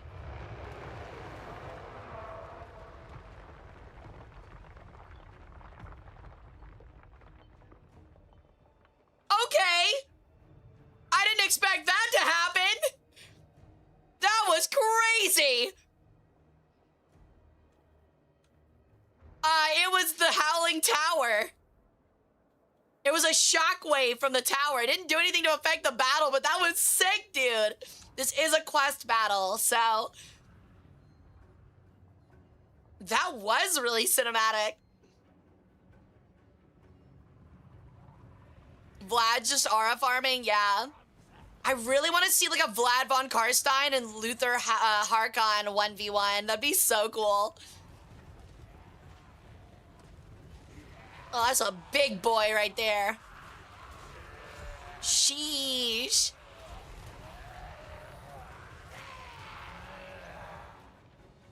This is actually taking a very long time.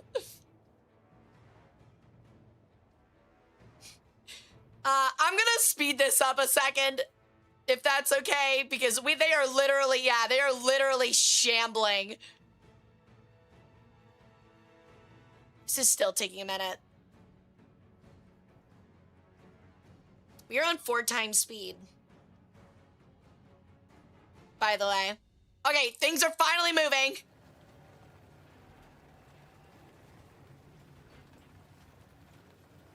Jesus Christ. Oh, and they just moved back to where they were. Okay. No, that's fine. That's fine. That's fine. Yeah, just kidding. Just kidding. So yeah, here comes another shockwave.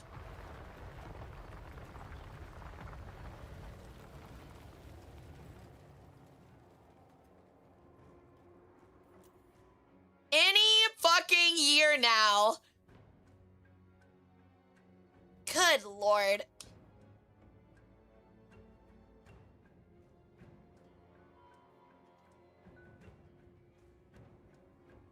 They're both just standing there. Okay, I was about to say, I was like, they're just watching one another. Oh my God. Okay, the fight has actually started.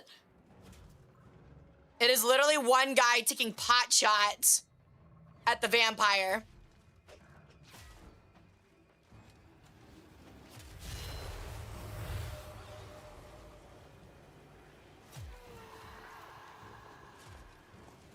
Finally! Thank you! Finally! Are we kidding? Are you serious? I was like, if we just sit here and heal this vampire repeatedly as they get shot at, I'm gonna lose my shit. My God. That vampire's already gotten half cooked. Oh, the big boy. Oh.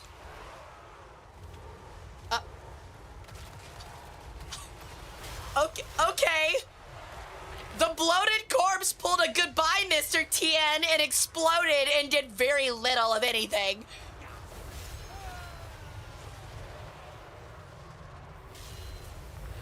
This is gonna be very weird.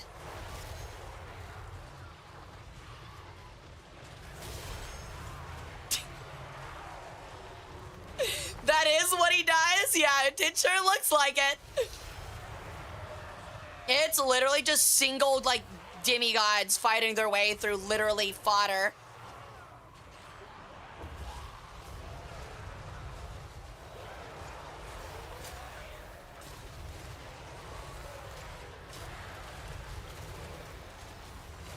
The White King is absolutely scaring the shit out of this rotting Leviathan, apparently. This is going to be a very slow battle. I can already feel it. Even the necromancer is in melee.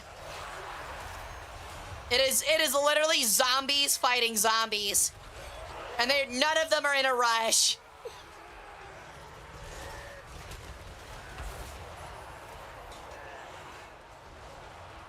This is certainly one of the battles of all time. They still have deck gunners that I haven't even started fighting yet. Where are they going? What? Why are they moving the deck gunners in a circle around dude, the AI is absolutely fried. The AI is absolutely fried this game. This is so weird.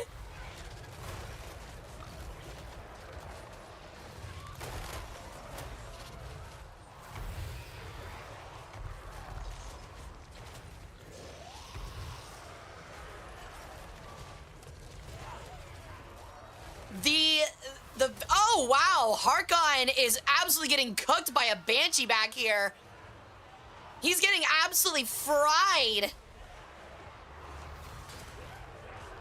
Just to a lowly Banshee. Yeah, Harkon's getting his ass beat by literally one fucking Banshee. That's crazy.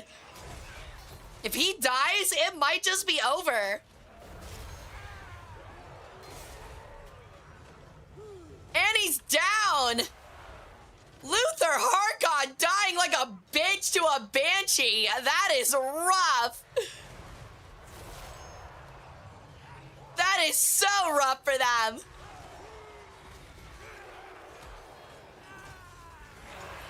Now it is just an absolute horde. Oh, here comes the shockwave.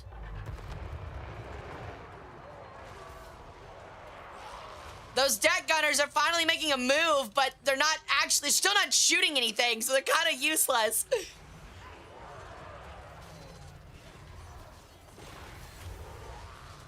You see, it wouldn't be it if these deck gunners focused on one of these lords, but they're not. Oh, I forgot to mention, I think it's Mags. Thank you so much for the follow. Welcome into the Cold Hunt. Sorry, I was on break. Those are called spectators, not for much longer. Just literally ran into him and he died. That's absolutely hilarious.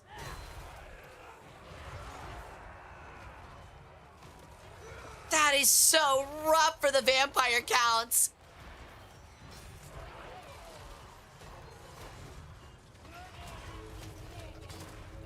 Yeah, it's not looking good. Harkon's dead. They're starting to finally wither out.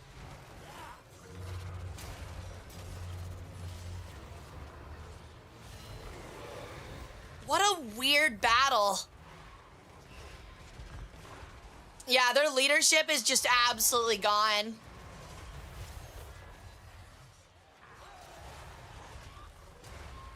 I can't believe this worked. I can't believe all these lords just worked. I frankly don't know how I feel about it if this army actually wins. Yeah. Yeah, there goes the Leviathan. That's it. They're withering. Wow. The 8 lords just took all that on and came out with a decisive victory. Didn't lose a single person. Wow. I am absolutely blown away. And yet, those Bloody Reaver deck guards still had 145 kills on summons from that Necromancer. That's so crazy. Oh, that is Luther Harkon with 1,900 damage. Oh, no. That's the real tragedy. Luther Harkon losing to the Banshee is so bad. Vampire Coast got cooked. Oh, my God. Oh, my bad. It's 8 heroes and a lord. I can't believe that worked. That is so funny. Alrighty, well, congratulations, Silal. You got your victory, dude. Alright, our next battle is going to be Pancreas No Work and his Techless My Beloved versus It's Your Boy Foy and his funny green things. Alright. So here's Pancreas's High Elves, his main man, Techless. And he's going up against Foy. And his just a ton of green skin cavalry. Vampire counts, hero only, as it was meant to be. I'm surprised there's not a Vlad von Karstein on one of those dread drakes or whatever. The giant undead dragon.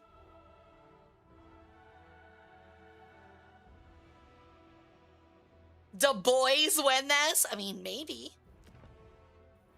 It's another quality versus quantity fight. That Arcane Phoenix is going to be really hard for the boys to deal with.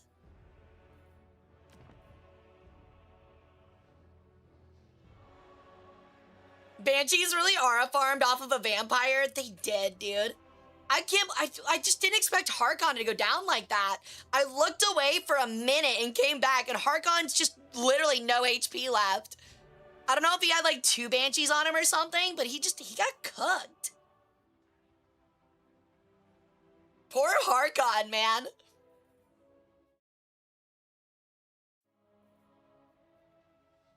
Not to hark on him. Get it?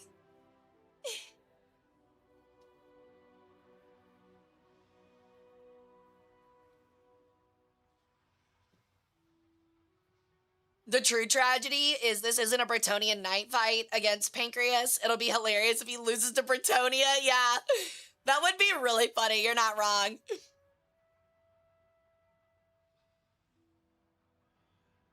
Green is best. I like orange. That makes me wonder, though, why aren't there, like, different colored orcs? Like, it would be kind of neat if we had, like, orange orcs. I'm just saying. I get it, Hara. Thank you, Tactical. I appreciate it.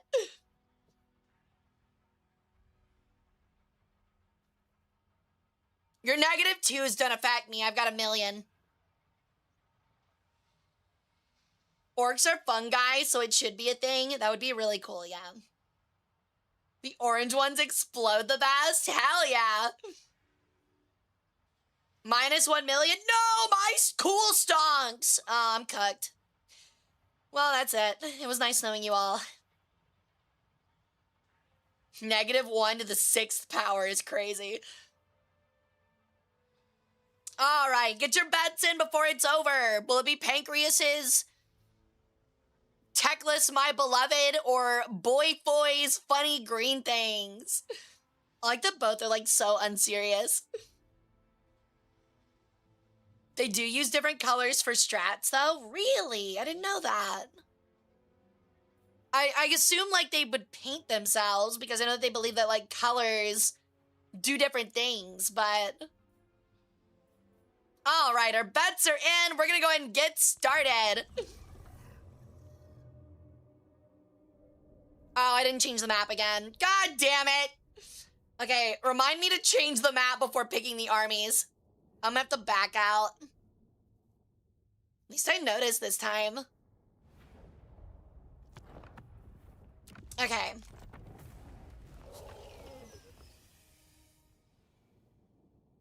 I don't want to have to make them do that long walk all over again anyway. All right, the Reichland Estates. There we go. This might be really good for the Orc Cavalry.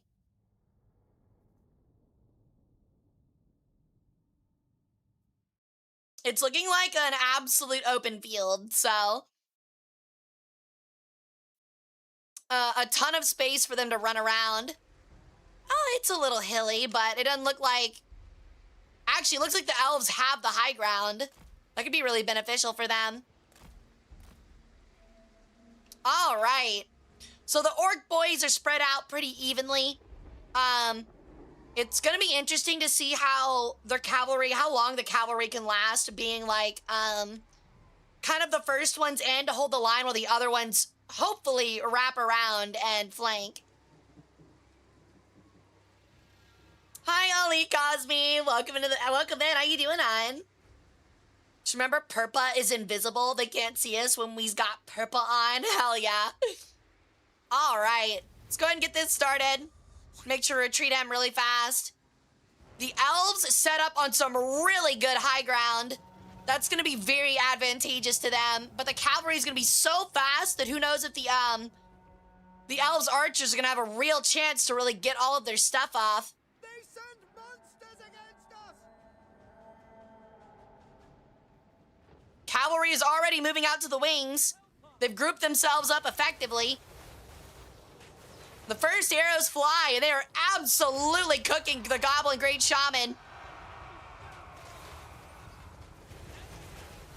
It's those enchanted arrows. They do not care for that armor. And our first line of cavalry is clashed. Second one rolling in.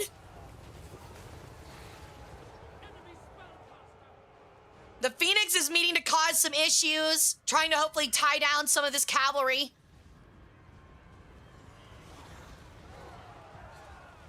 The archers remain largely unaffected on the left side. Oh, but this flank, this massive flank from these savage orc boys. They're just coming at them from all sides. The swordsmen are handling them, but there's just more. The archers are trying to cook them and hold them back, but it's not enough. They're gonna crash in. Here they come. Oh, they turned at the last second. Stopped by Teclis himself.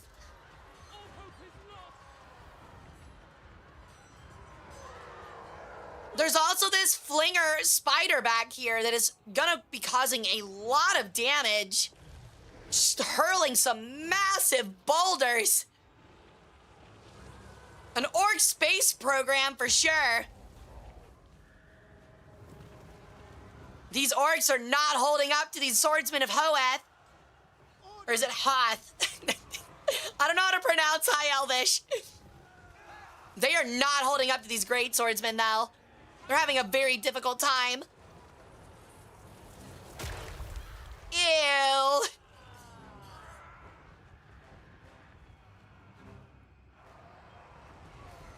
This is very usual for orc cavalry, though, to lose a lot of their leadership and then turn around once things have kind of settled down. But these swordsmasters just seem to not care at all. They'll mow down whatever meets them. As long as it stands still long enough.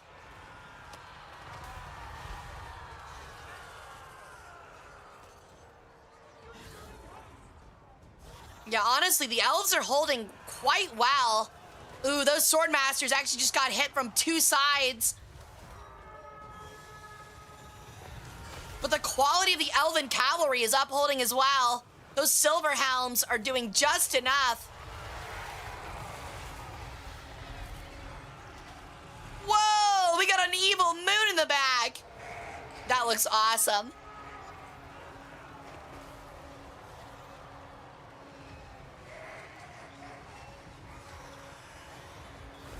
Oh, it's chasing after Teclis. But the horse is too quick for it. Truth, justice! This match is chaos. They've all been chaos so far. This Goblin Great Shaman is absolutely surrounded, however. It's by cavalry, so it doesn't mean much, but it's still something. The orc cavalry continues to get whittled down, retreat, and then return repeatedly, and it's finally starting to take its toll. Teclis and his little entourage are trying to hold out.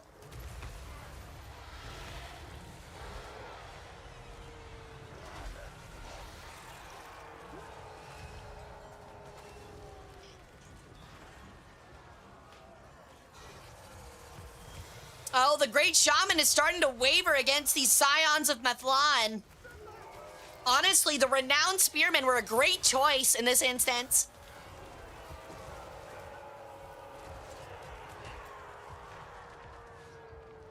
Just look at all of this carnage. So many bodies. Destruction awaits.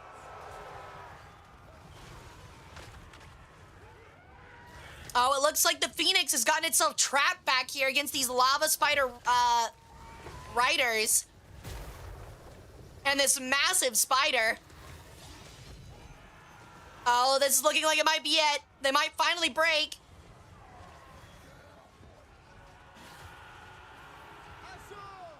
Yeah, the spider is absolutely eating that Phoenix. Oh, it just gained a lot of its HP back. I mean, it is a Phoenix. Just when you think it's dead, it just turns right back around and gets back up. It's still actually getting fried by this massive spider, though. Those Arachnaroks, even when it's artillery-based, are nothing to mess with in a melee. Oh, the orcs are starting to fully waver now, and it's over, just like that. Wow, the carnage. But that is all she wrote. It looks like the orcs could not withstand the absolute line held together by those elves. Those silver helms actually did a ton of damage.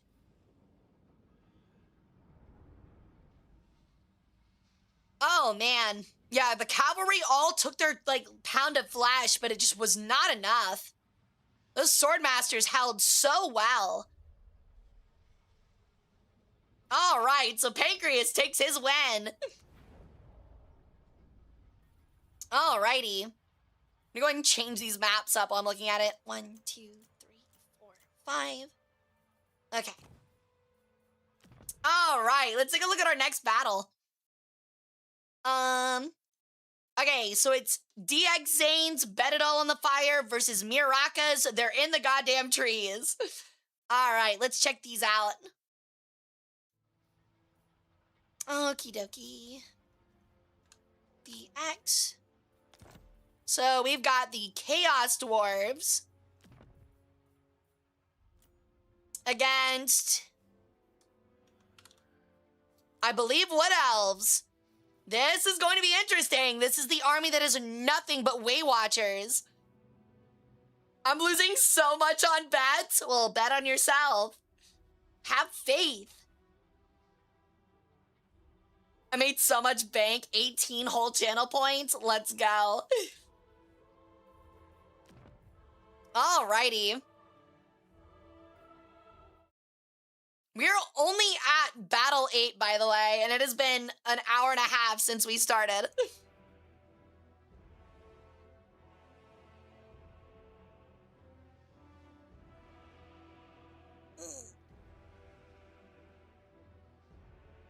Oh, big stretch.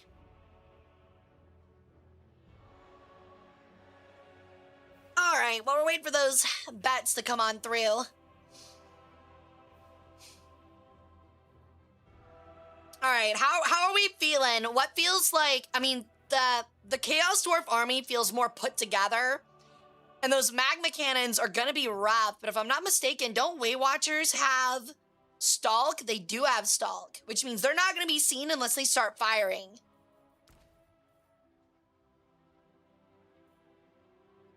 So that could cause a lot of problems for the extra long range these Chaos Dwarves have. It might not make a difference.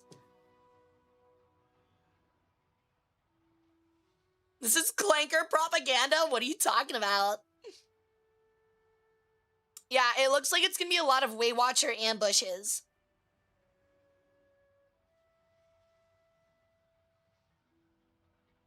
Oh, wow, someone bet in big.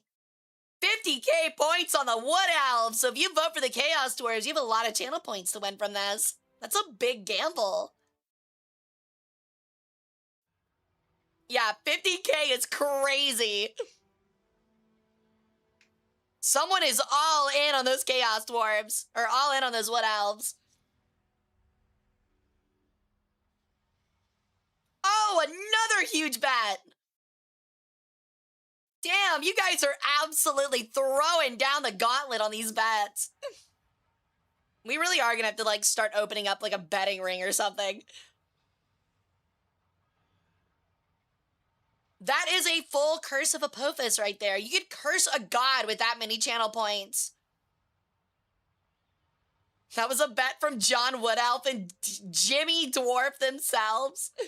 It is Chaos versus Green, you're right. It is a hard bargain. Alrighty, it looks like the predictions are now over, so let's get started on this battle. Alright, we already switched the map up. Yeah, so it'll be the Star of Avalorn quest battle map. So we get a little special one.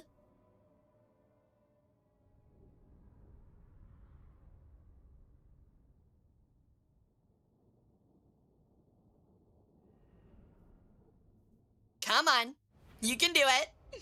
Alright. I'm gonna go ahead and move you back here. All right, so this is some very interesting terrain. Wow. I'm not sure how this is gonna work. Again, the Way Watchers luckily can move hidden in any terrain, and that includes this. However, there is absolutely no cover for them, like whatsoever, no cover. So this will be a very interesting watch. The magma cannons, I don't think will get a lot done because they just won't be able to see anything. So let's see how this unfolds.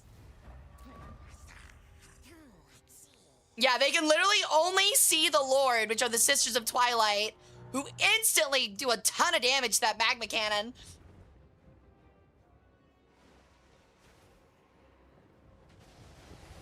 Oh, the Way Watchers have let loose. Conveniently, right after the magma cannons took their shots on the hero.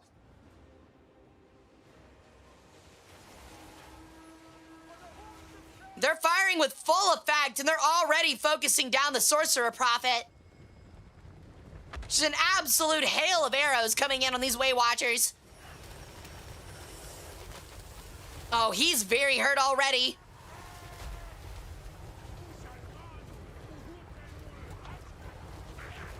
Here comes more fire. Just absolute waves upon waves crashing down on these Chaos Dwarves. They've got some thick armor, but these arrows are special. This is looking like an oh my gosh, this is looking absolutely horrible for the dwarves in the center. However, they are getting closer and closer. Eventually, these Way Watchers are gonna have to stop firing. And the Sisters of Twilight are actually getting messed up by those cannons.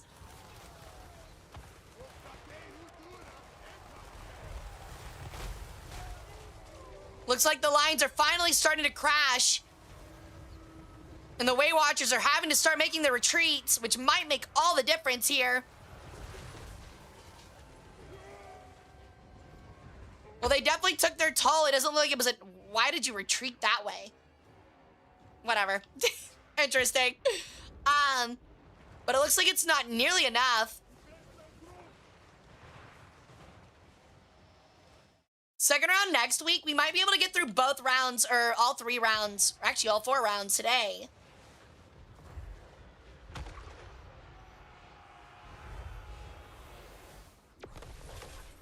That was extremely anticlimactic. The Way Watchers are having a really tough time. They're still in retreat, but even as they're retreating, they're still letting arrows fly. One of a big bonus with the Way Watchers is that even while being pushed to the brink, they can still fire behind them. Something usually only mounted cavalry could do. Oh no! The Lords are dead! The Sisters brought down by magma cannon fire. Absolutely slaughtered.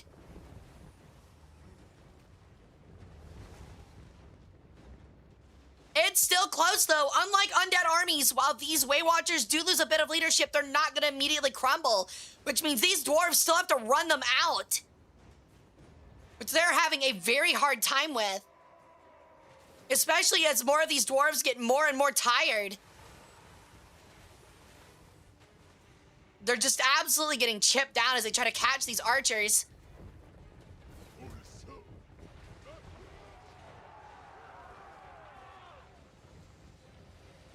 Oh, no. They might just give them the runaround.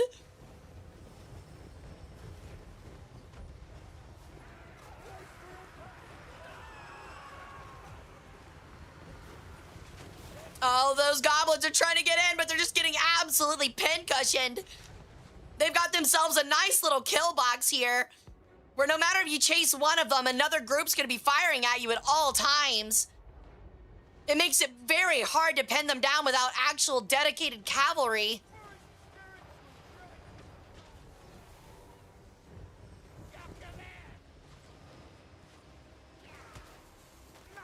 The hobgoblin archers are trying to keep up, but they're very inferior in terms of bow power.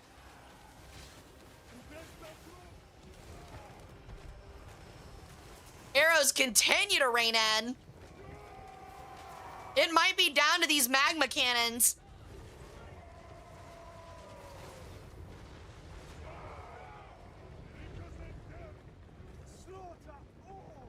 Yeah, I think the elves might have it. It's still close, but the elves might have it.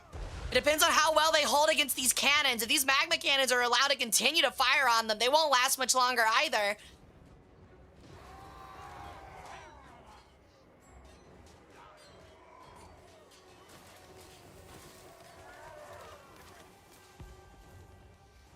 We've got both armies that are fighting one another retreating.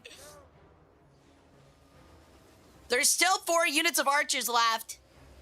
It all depends upon if they can actually take out those magma cannons before they all get wiped out. And that's gonna be a big ask. Those magma cannons are causing a lot of trouble.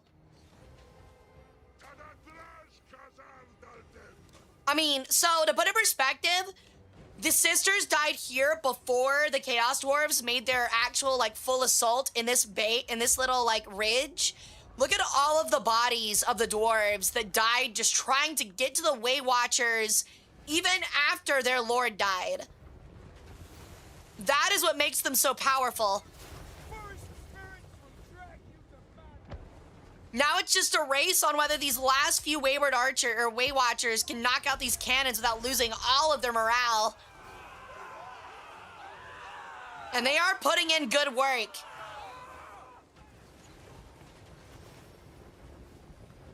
This is very close, yeah.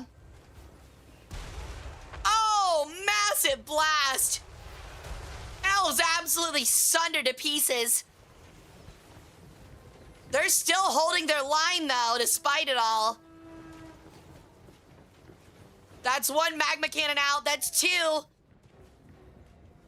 There's only 1 left with the morale to keep fighting. A massive shot coming in. They're so close to... Oh my gosh, it's over. Wow. The elves barely outlast by maybe seconds. By maybe actually seconds. That is insane. That might have been the closest fight we've had so far. Absolutely fantastic battle. Hey, Capper. Hey, Copper. What's up? How's it going? Absolutely insane battle. All right, those archers just absolutely picking them apart. Wow. The sorcerers got literally 1 kill and barely any damage. They did next to nothing. That whole army was those 3 magma cannons. And it almost won. Take that bitch to Pizza Planet. Damn Yeah. right, dude. Get her the meat lovers. Get her the meat lovers. That's an insane battle. So close. If those magma cannons just had a little bit more time, like maybe 15 to 20 more seconds, they might have won it. Like, if even that much. Absolutely great battle. So close. Alrighty. We're gonna go ahead and change the map out. But congratulations, Miraka! Alright, so the Cathay Plains will be our next battle. And it will be between Stimpack VT's Royal Guard and Angel of Death's Hawk Riders Anonymous. Alrighty.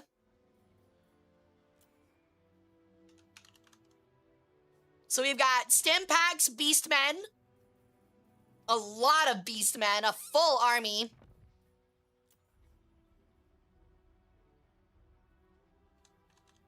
An Angel of Deaths, Wood Elves. So we're actually getting our third Wood Elf army finally fighting here. Well, yeah, we're having stream trouble. Oh, great.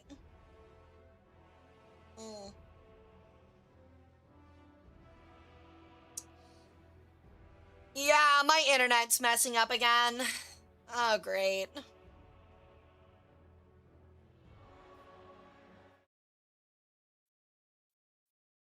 I had an inkling that this would happen. I really did. Oh, great. That's really frustrating. We're gonna give it a minute to see if it fixes, but we'll see.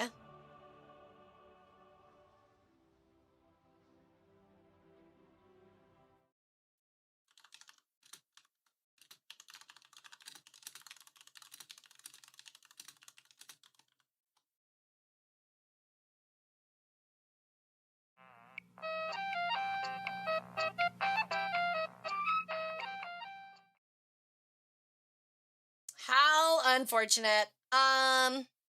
Sheesh.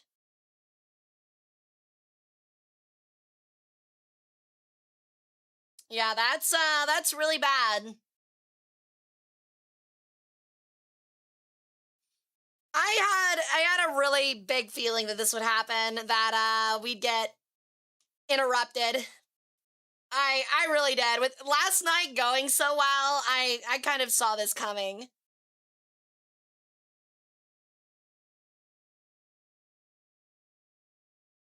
That's so frustrating. Okay.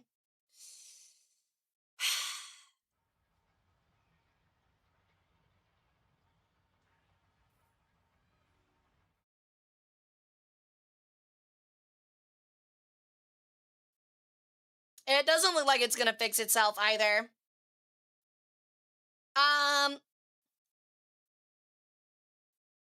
Let me see if I change to Wi-Fi, if that will help. I doubt it, but we'll see. Oh, this sucks. No. Oh, wow, I hate you, Comcast. I hate you so much, dude.